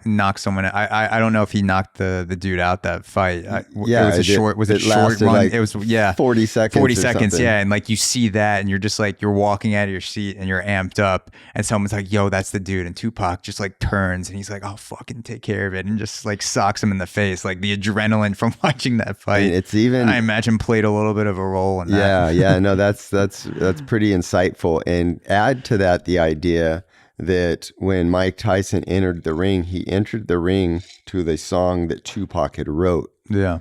And so now, he's in the auditorium. Tupac's in the auditorium. It's freaking crowded in Vegas, all that energy. He's friends with Mike Tyson. It's not just watching a fighter. It's not watching a boxer. It's watching somebody really well and is a friend who's now in the ring. And he's entering the ring to the song that you wrote for him.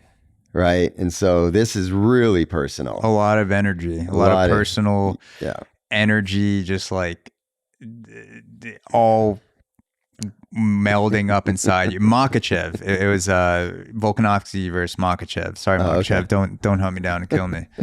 At least you got his name right and say Machiavelli or something. Yeah, Machiavelli. That's true.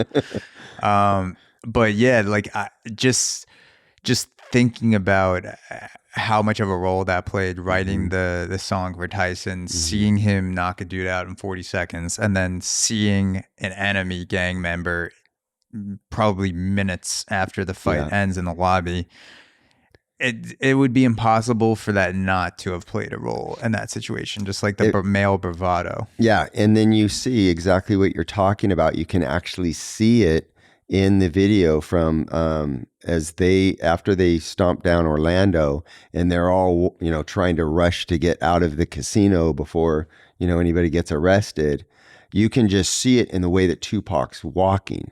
He's like leading the charge, and he's just like, people are trying to keep up with him. He's just like chest is out, shoulders back, chest out, just like he's fucking, like, that's how we do that. 100%. Yeah, Mike Tyson's better. Mike Tyson does it in the ring. I do it. Yeah, and Tupac's entourage is probably be like, "Yo, like you have a good left hook. Like you could train. You could do that. You could get in the ring." He's like, "Yo, I think so. You'd be a good featherweight or whatever you'd be. I don't know. Exactly. Tupac could be maybe a welterweight or something." Yeah. So to add on to that, there's also, besides like the tension with Baby Lane stealing the medallion, there's also the Tupac shooting from 2 years before in Quad Studios in New York City, which he believes was planned or just like Puffy was behind it, and like the Crips in a sense, like just like that whole group, or was that not really playing into the MGM incident? Was that forgotten by them? I think it was totally forgotten, and here's why. I think that initially, after Pac got beat down in the lobby of those studios in New York, he got pistol whipped, and he in his attempt to get his own gun out of his waistband, he ends up shooting himself, and he thought initially, he's like, "Oh, what makes sense? Somebody set me up. These guys were here waiting, right? So this is a setup." And he's thinking, "Well, who invited me here, right?" So his natural conclusions immediately were that maybe the guys upstairs that he was going to meet with had set him up. Logical, yeah. Yeah.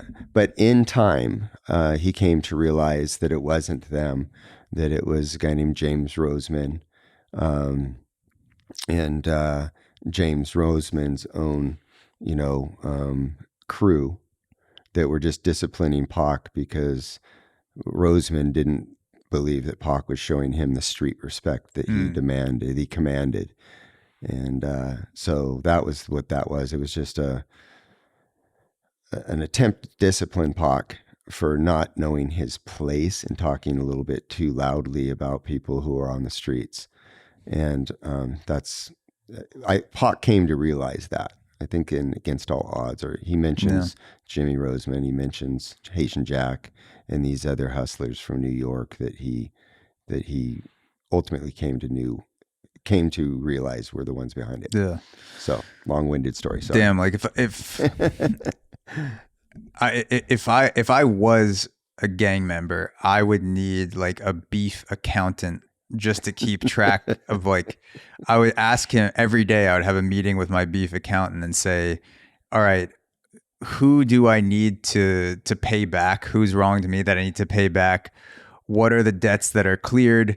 And who's after me? And that would be like my briefing every morning. Like as I'm reading the book too, it's like, I'm just thinking about trying to keep track of all these things in my head. If I'm someone that people are after, like, can I even go to this place or this city? Can I hang around these people? Who wants to kill me? Who doesn't want to kill me? Like, who thinks I did something that I didn't do? It's just like so stressful keeping track of all these beefs. Yeah. I can imagine as an investigator, like trying to put all that together too. And like which ones are, you should pay attention to, which ones are just kind of like, like that really doesn't matter. One that did matter that was, obviously the quad incident ultimately ended up being somewhat irrelevant in regards to Tupac or Biggie's murder, but one that wasn't was a shooting in Atlanta at a nightclub where Suge Knight's bodyguard was shot and killed by one of Puffy's bodyguards. That was the first time that there was really blood on the ground within the feud, and that wasn't going to be forgotten either. And so that kind of set the precedent and set the stage for all the beef that followed. Yeah, so that bodyguard shooting was much more meaningful than the quad studios in the scheme of things. Yeah. So to go back to Keefe D, so in 1997, when he's questioned by the FBI, he tells Baby Lane, or he says that he tells Baby Lane, his nephew, to back off at first. But then 10 years later, he gives you guys a different story.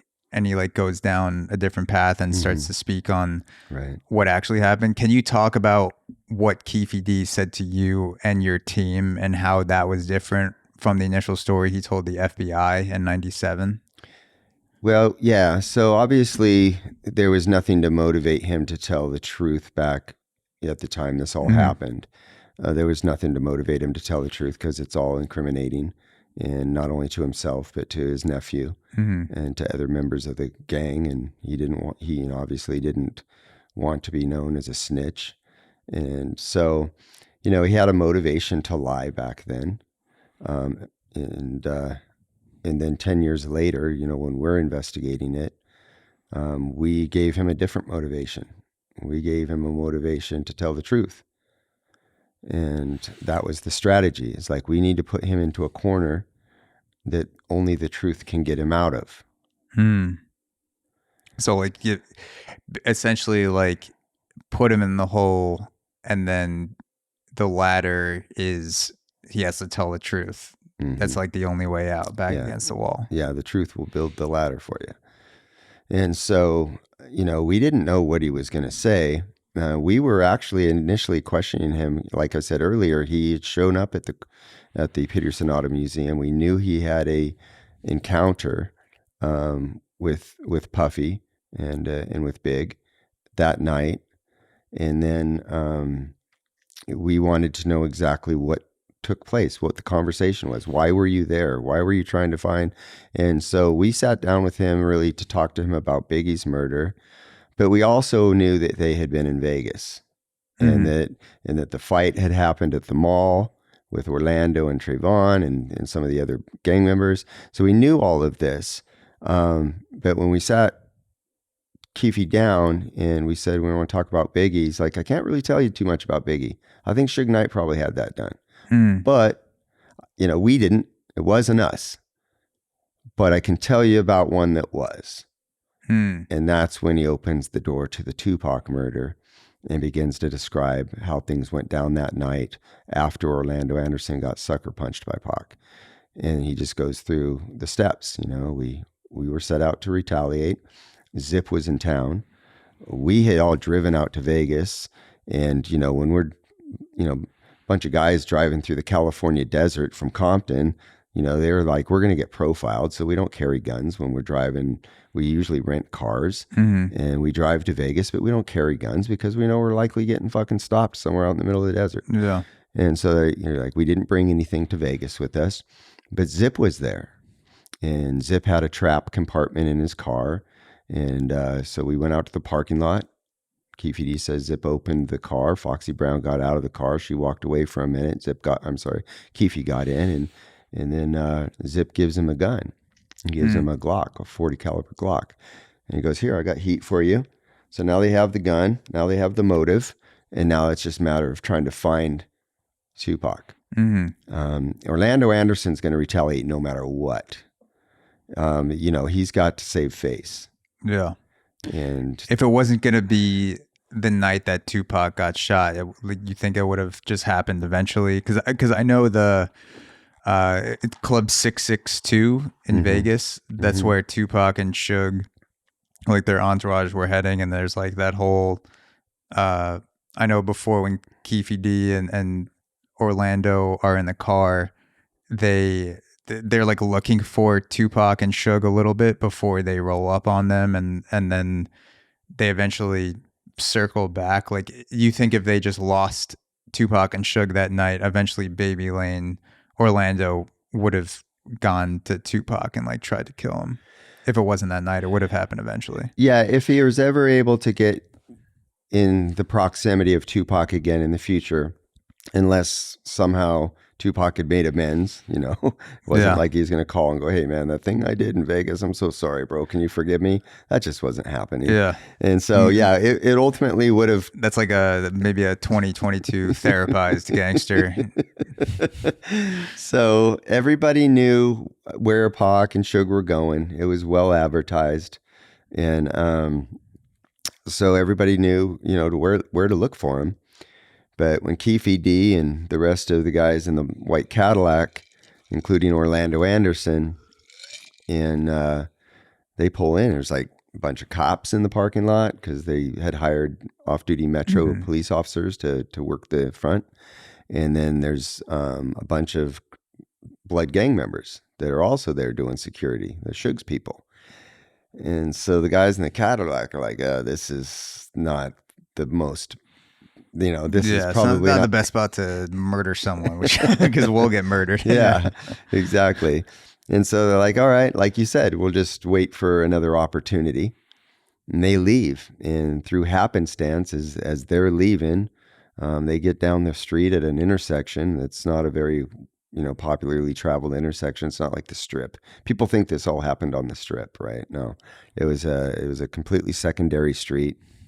And as they're driving down the road, man, here comes Tupac and Suge, and they've got their entourage, and they're making a lot of noise and bringing attention to themselves. And the Crips are like, they're like whoa. Girls shouting at them or something, right? Like, oh my God, it's Tupac. Yeah. So they're stopped at an intersection. People are, again, it's like you said, all that energy still coming from the bravado. All that stuff's happening. Now they're going to a club where Tupac's going to perform. Mike Tyson's supposed to show up at the club. It's like this night's just getting started. Oh, yeah. And so they bring attention to themselves, and the Crips are like, what? Look at right there. There they are. So they it's like too good to be true for the Crips. Yeah. They bust a U-turn. Keefe D goes to hand the gun to the guy who's in the best position to shoot, which is a guy named DeAndre. And DeAndre's like, nah, man, that's not, yeah, this is Orlando's beef more than mine.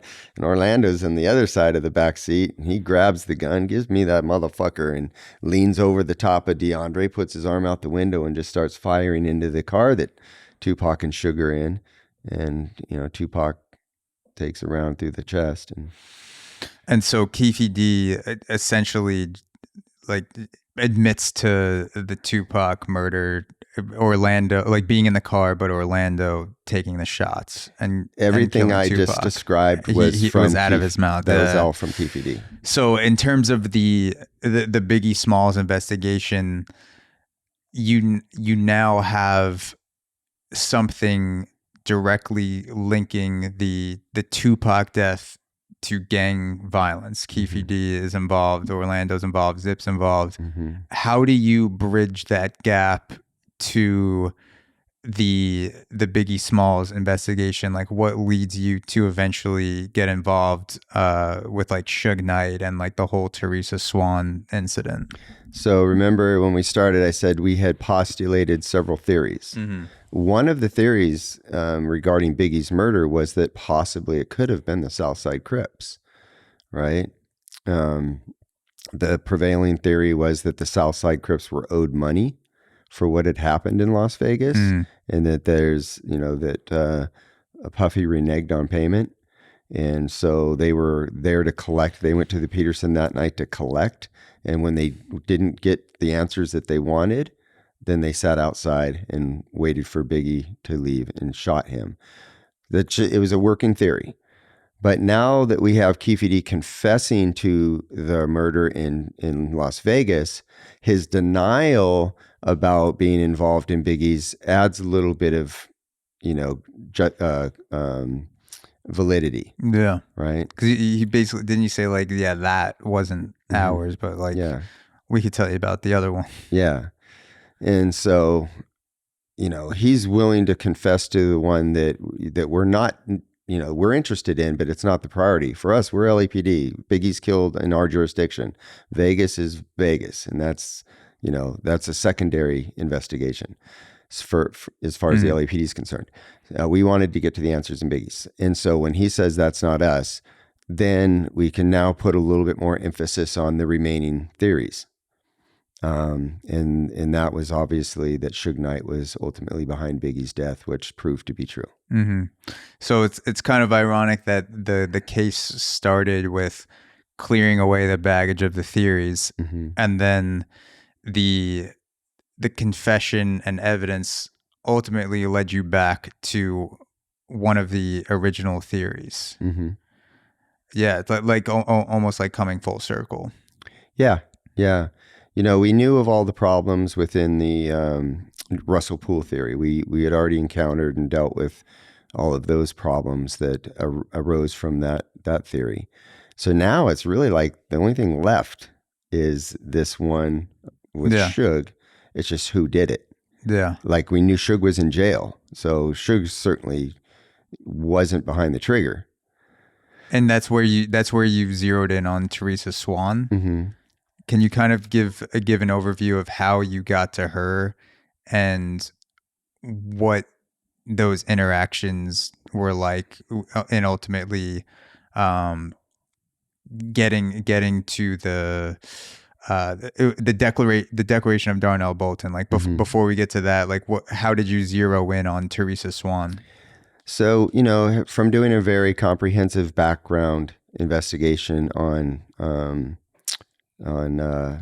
Suge Knight, you know, her name came up in different ways during the FBI's racketeering investigation. So we were aware of her, that she was the mother of one of Suge's children, and that she was an on-again, off-again girlfriend of Suge's, who was also criminally complicit in a bunch of her own white-collar type of crimes. So we're like, okay, this is probably somebody who knows things. And but we need to do the same thing we did with her that we did with Keefe D, and that's compel her to tell the truth. Let's give her a back motive. her against the wall.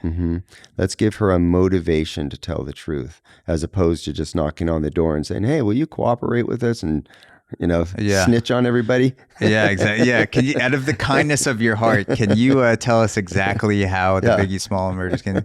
Oh yeah, sure. Why don't you sit down? I'll tell you guys over a drink. But yeah, kind of like the same thing with Keefe D. You said like backing her in the corner and giving her the opportunity to create the ladder with truth. Yeah.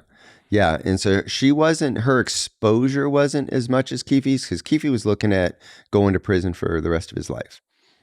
And, that was the corner we had him in, was potentially life in prison. With her, we didn't have that, but we did have her on enough criminal activity. We could jail her. And because of that duration of jail, her kids may end up going into foster care. So for her, the motivation was like, I have to give up something here, and I don't want it to be my kids. Yeah. So let me give up the other option, which was Suge. So we sit down. She says, "Here's what happened. Suge was pissed. It crushed him when they lost Tupac, and now he's in jail essentially from what happened in Las Vegas. Death row's fallen apart." And so Suge's looking at losing everything. And he and the gang members that he surrounds himself with aren't going to just let Tupac's murder go unanswered. So she says, I went and met with him. I met with him at the county jail. Obviously anybody who's ever been in jail knows that your visitations are monitored. That people are, either recorded or there's people. And she goes, but we also knew that if you have what's called attorney-client privilege, that it's illegal to monitor conversations between attorneys and their clients. And so I went in under the ruse of being a representative of the law firm that was, David Kenner's law firm, which was representing Suge. So I could sit and have a conversation with Suge without having to have anything monitored or supervised. And now that within the confidentiality of that setting, Suge says, "Hey, I need you to get a hold of Poochie, ask him what he needs. This is what I want done." Says, I want Biggie murdered, and then I'll make sure that Poochie gets payment. That's Darnell Bolton. So Theresa, under the guise of being a lawyer, she essentially skirts by that loophole of having the conversations monitored. You said like she Suge and her can just talk freely, and that's where this kind of transpires, like the seeds of the idea to kill Biggie. Yeah. So she's basically a extension of his lawyer. Okay. Got it. She's not a lawyer, and she didn't represent herself, but she did represent herself as associated with the law firm. So that still gives you privilege. Got it. So what was... In fact, I think Kenner was in the room, but he dismissed himself from that conversation. So I think the lawyer took her there as the lead. That's right. So David Kenner, the lawyer, is there with her, and she's acting as if she's a legal aid. And then, during the conversation, clearly... Suge said, changes gears. I need to talk to her privately. So David dismissed himself. Got it. So what was the declaration of Darnell Bolton, aka Poochie, and what happened when you presented this to Theresa? So what happened when we knew, just through the psychology of doing thousands of interviews and interrogations, sometimes it's people sometimes struggle to be the first one to tell the truth. Oftentimes, like if somebody thinks that somebody else has already let the cat out of the bag, they're like, "Hey, I'm not the one who brought it up first." Yeah. It gives them just that little bit of like, deny, justification. Well, hey, I wasn't the one who said it first. Yeah, they want someone else to jump, and so like they take the blame, and then if you tell the truth, you're just adding on to what someone else already said. Yeah. So this is a well played out game in law enforcement. We do this all the time. We say somebody said something that they didn't just because we want that other person to think that somebody else has ratted them out. Yeah. So we do this ruse. And because it's very clear, like she's gonna really have a lot of trouble divulging the secrets that she knows. We can tell just from the initial interview. So we make it easier on her by saying, "Listen, Poochie already confessed to this whole thing. He mentioned you. He confessed to the whole thing before he died. Yeah. So for her, she's like, well, okay, well, shit. If Poochie put it out there, then there's no real harm in me." So she says, yeah, everything he said was true, but then she filled in details that were not in his made up confession that verified that she was directly involved. Like she's the one that told us, this is how I met with Suge. This is how I made the payments to Poochie. These are the things that I did that we didn't know until she disclosed them. And the declaration is literally a piece of paper, like, Declaration of Independence, you with all the instead of the rights and the freedoms, it has like in bullet points what you wrote that Poochie did that night, according to what and then signed by him. So she's seeing like so the whole thing's made up. The whole thing's made up, just to be clear, and she's holding. I feel like that's kind of what.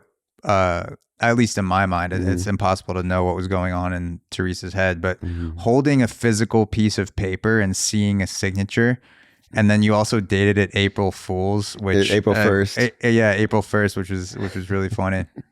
It's kind of like the humor in the darkness situation. Like, what if we just make the date April Fool's? So it's dated April 1st. It has the bullet points of the fake confession from Darnell Bolton, aka Poochie, and then Theresa's holding a physical piece of paper, reading this, seeing the signature, and that makes her feel comfortable enough to then corroborate it and then add the details on top of what you didn't know what happened. And she gives that, going back to, feeling comfortable when someone else rats first, that gives her an opening to go like, yes, and this happened also. Correct. Exactly. That's genius. It worked out. I mean, it got her to, it worked out. It worked out for her too, because, we didn't incarcerate her. We didn't take away her kids. We kept our side of the bargain, as we did essentially with Keefe. But yeah, now we've got the answers to what happened. So Poochie pulled the trigger on Biggie, and baby Lane Anderson pulled the trigger on Tupac. Both of them are dead at this point. They've been killed. Yeah. But Suge Knight is still alive, and he's someone that is prosecutable. Like he deserves more guilt than what I think. He's in jail at this point for a bunch of years. Like, it's essentially doing life. He won't outlive his conviction, I don't think. But he's alive. Are there other people that are involved heavily in it that are still out there? Or Suge Knight's basically the only one? Yeah, Suge's really the only one. These confessions in both the murders happen in 2008, 2009. Poochie's been dead for years. Orlando Anderson's been dead for years. Not too long after, the driver of the white Cadillac, which was a guy named Terrence Brown, he gets killed in a robbery. So now the getaway driver in Tupac's murder is now dead. DeAndre Smith, who was in the backseat with Orlando Anderson when they shot Tupac, he dies of like morbid obesity, just dies of poor health. That's an embarrassing way to die as a gangster. Everyone else gets shot and killed. They go out on their shield, and you're just like, yeah, I died from being fat. Super unhealthy. I would lie if I was his family. I'd be like, yeah, he died in a shootout. Oh yeah. Definitely. Yeah. Yeah, so that's, and then, Poochie's dead. He was a lone gunman. So the conspiracy in Biggie's murder is so small. It's really three people. You've Yeah. got Suge, who's, directing it. You've got Theresa, who's acting as the intermediary, Mhm. and then you have Poochie. It's a three-person conspiracy. Poochie's dead. She ends up with immunity. And then the problem with prosecuting Suge just based on her confession alone is very difficult because she has such a horrible track record with criminal activity. Mm. So it's a he said, she said in court. And you can prove that, she's got a history of getting fake driver's licenses and different types of fraud, which is essentially all lying. It's all perjury. It's all, so, you've got a proven perjurer. Now you're asking a judge or a jury to say, hey, this is the one we should believe her on. Yeah. Yeah. So that is where like you try to get her to wear a wire or so, like either wiretap Suge phone or wear a wire. Yeah. This is kind of where like I understand your explanation in the book for why you were taken off the case, but you were eventually taken off the case by Commander Pat Gannon. In what year was this? This would have been 2009. And right, this right 2009, and this is like mid attempt for wiring Suge. Like you're about to like blow it open. Yeah. The audio will be, eventually be all over the news. Like I ordered the death of Biggie Smalls. Like there could have been this huge, pop cultural relief of just the general public having a satisfied answer of who killed Biggie Smalls, who killed Tupac, having like the actual confession, like a physical piece of evidence of Suge saying, yeah, I did it. Right. And then you get taken off the case. Why the fuck were you taken off? Like, because the LAPD, it seems like they only have benefit from that. Like they closed one of the biggest murder cases of all time. Why the hell were you taken off this? Yeah, so it's just a procedural thing. So when you get when somebody makes a complaint against you for whatever misconduct of some type, if they make a complaint against you, the LAPD is obligated to investigate those claims to see if they're true.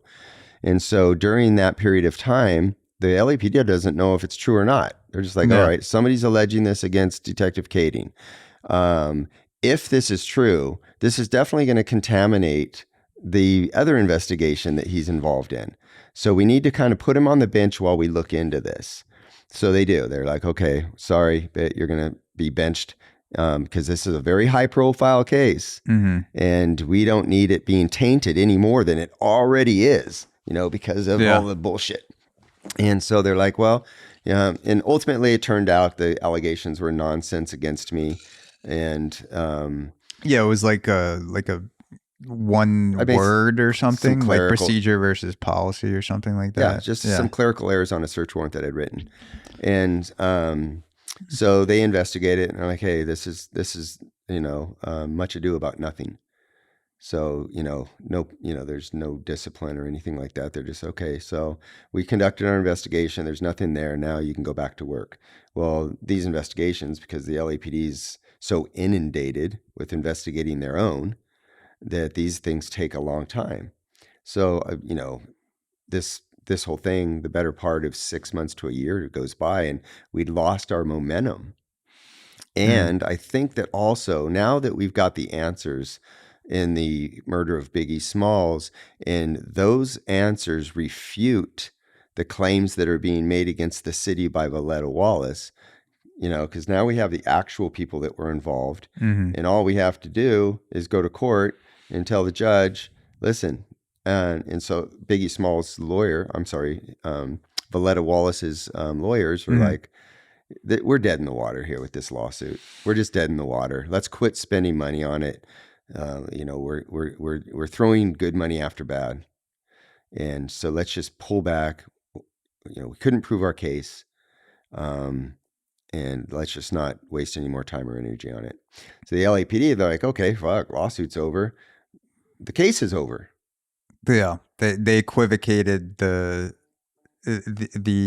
case to the lawsuit. Like the lawsuit wasn't going on anymore, so the case, no reason to continue. They didn't want closure beyond the lawsuit. Yeah, and they knew that, this is almost a disprovable case in court anyways, because you've got just one witness who's a female with a history of lying, going to be she's the star witness for your case against Suge Knight. Yeah.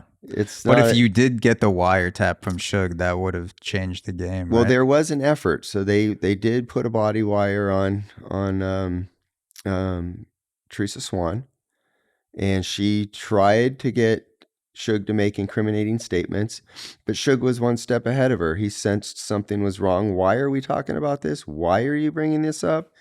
Yeah. He's smart enough to know that there's no reason for her to be asking these questions. So, okay, this is what I was wondering, just kind of like as everything is played out, Suge is in jail for a sentence that's longer than the rest of his life. Like he's probably never getting out. He's never going to see the outside. He's also a gangster, like gangbanger through and through. Like came up in that world. Credibility is a huge thing, like kind of braggadocio, bragging about murders, taking credit for things. Do you think there's any chance that if you went to Suge Knight in prison and you're like, listen, you're dying here, whether or not your legacy is good or bad, do you just want to like go on record saying what happened that night? So like in the midst of all the conspiracy, there will at least be the truth of what happened and what you did. Do you ever see a situation where Suge, before he dies, just like willingly divulges it because he's like, fuck it, I'm dying in prison anyway, I want this to be on record, like this is what happened? I hope so, but I believe not. I don't think that he has the internal fortitude to do the right thing. I truly don't. He has nothing to gain from it. Nothing. He doesn't gain anything from it. He's not nobody's going to give him a deal on the other case that he's, already convicted of doing. So there's nothing for him to gain from it. I guess it would just be like street cred or something. But the streets already know. Like the streets already know that he did it. So he's not going to be telling the streets anything differently than they already know. The general public would probably be really pleased with a confession. But I don't think Suge Knight's built the way that he carries guilt or remorse. And so without the guilt and out remorse and with nothing to gain, I don't see him motivated to do the right thing. Yeah. That's, I mean, I guess it's impossible to know what's in someone's head. Maybe he like thinks about that. He's like, maybe should I say it? Should I not say it? I don't know. Nothing to gain. Hey, maybe he comes across a cleric. Yeah. A pastor, a cleric, or somebody, whether it's Christian or Muslim, whatever. Maybe somebody says, listen, you need to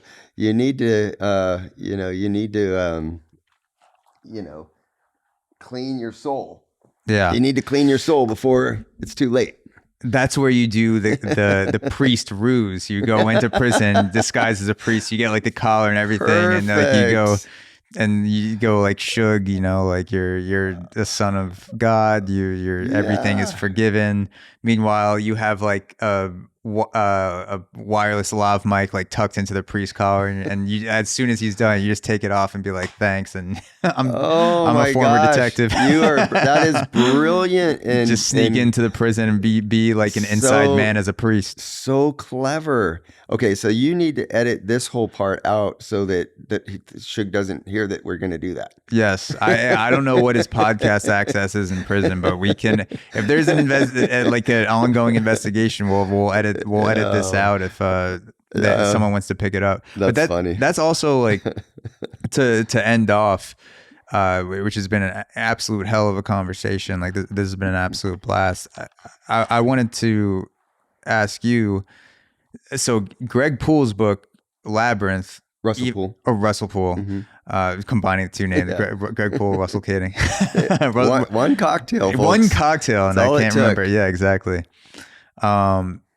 So Russell Poole, his book Labyrinth sparked a new life for the Wallace estate. It made them want to look into things, which eventually led to the investigation being reopened as a counteraction for the lawsuit.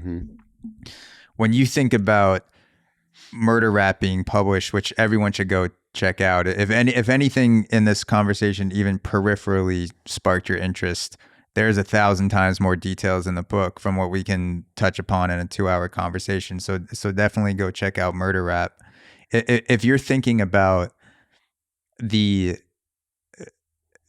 possible actions that people take from this book being published as the years go on and as like the interest culminates and more people record podcasts, like they come across what actually happened. Suge Knight's still alive.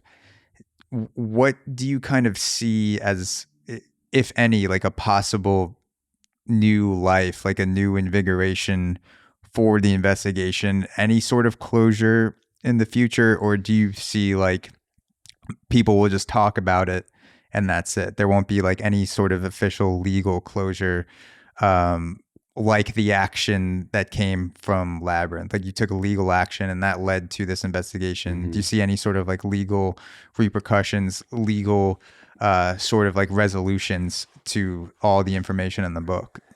And I don't, most definitely not in Biggie's case. In Biggie's case, the investigation is exhausted. It's just exhausted. Suge is never going to face the accountability for ordering that hit. It just isn't going to happen. And so unfortunately, now people just need, if they care enough to, educate themselves on the facts of the case, and then just to let it be judged by public opinion.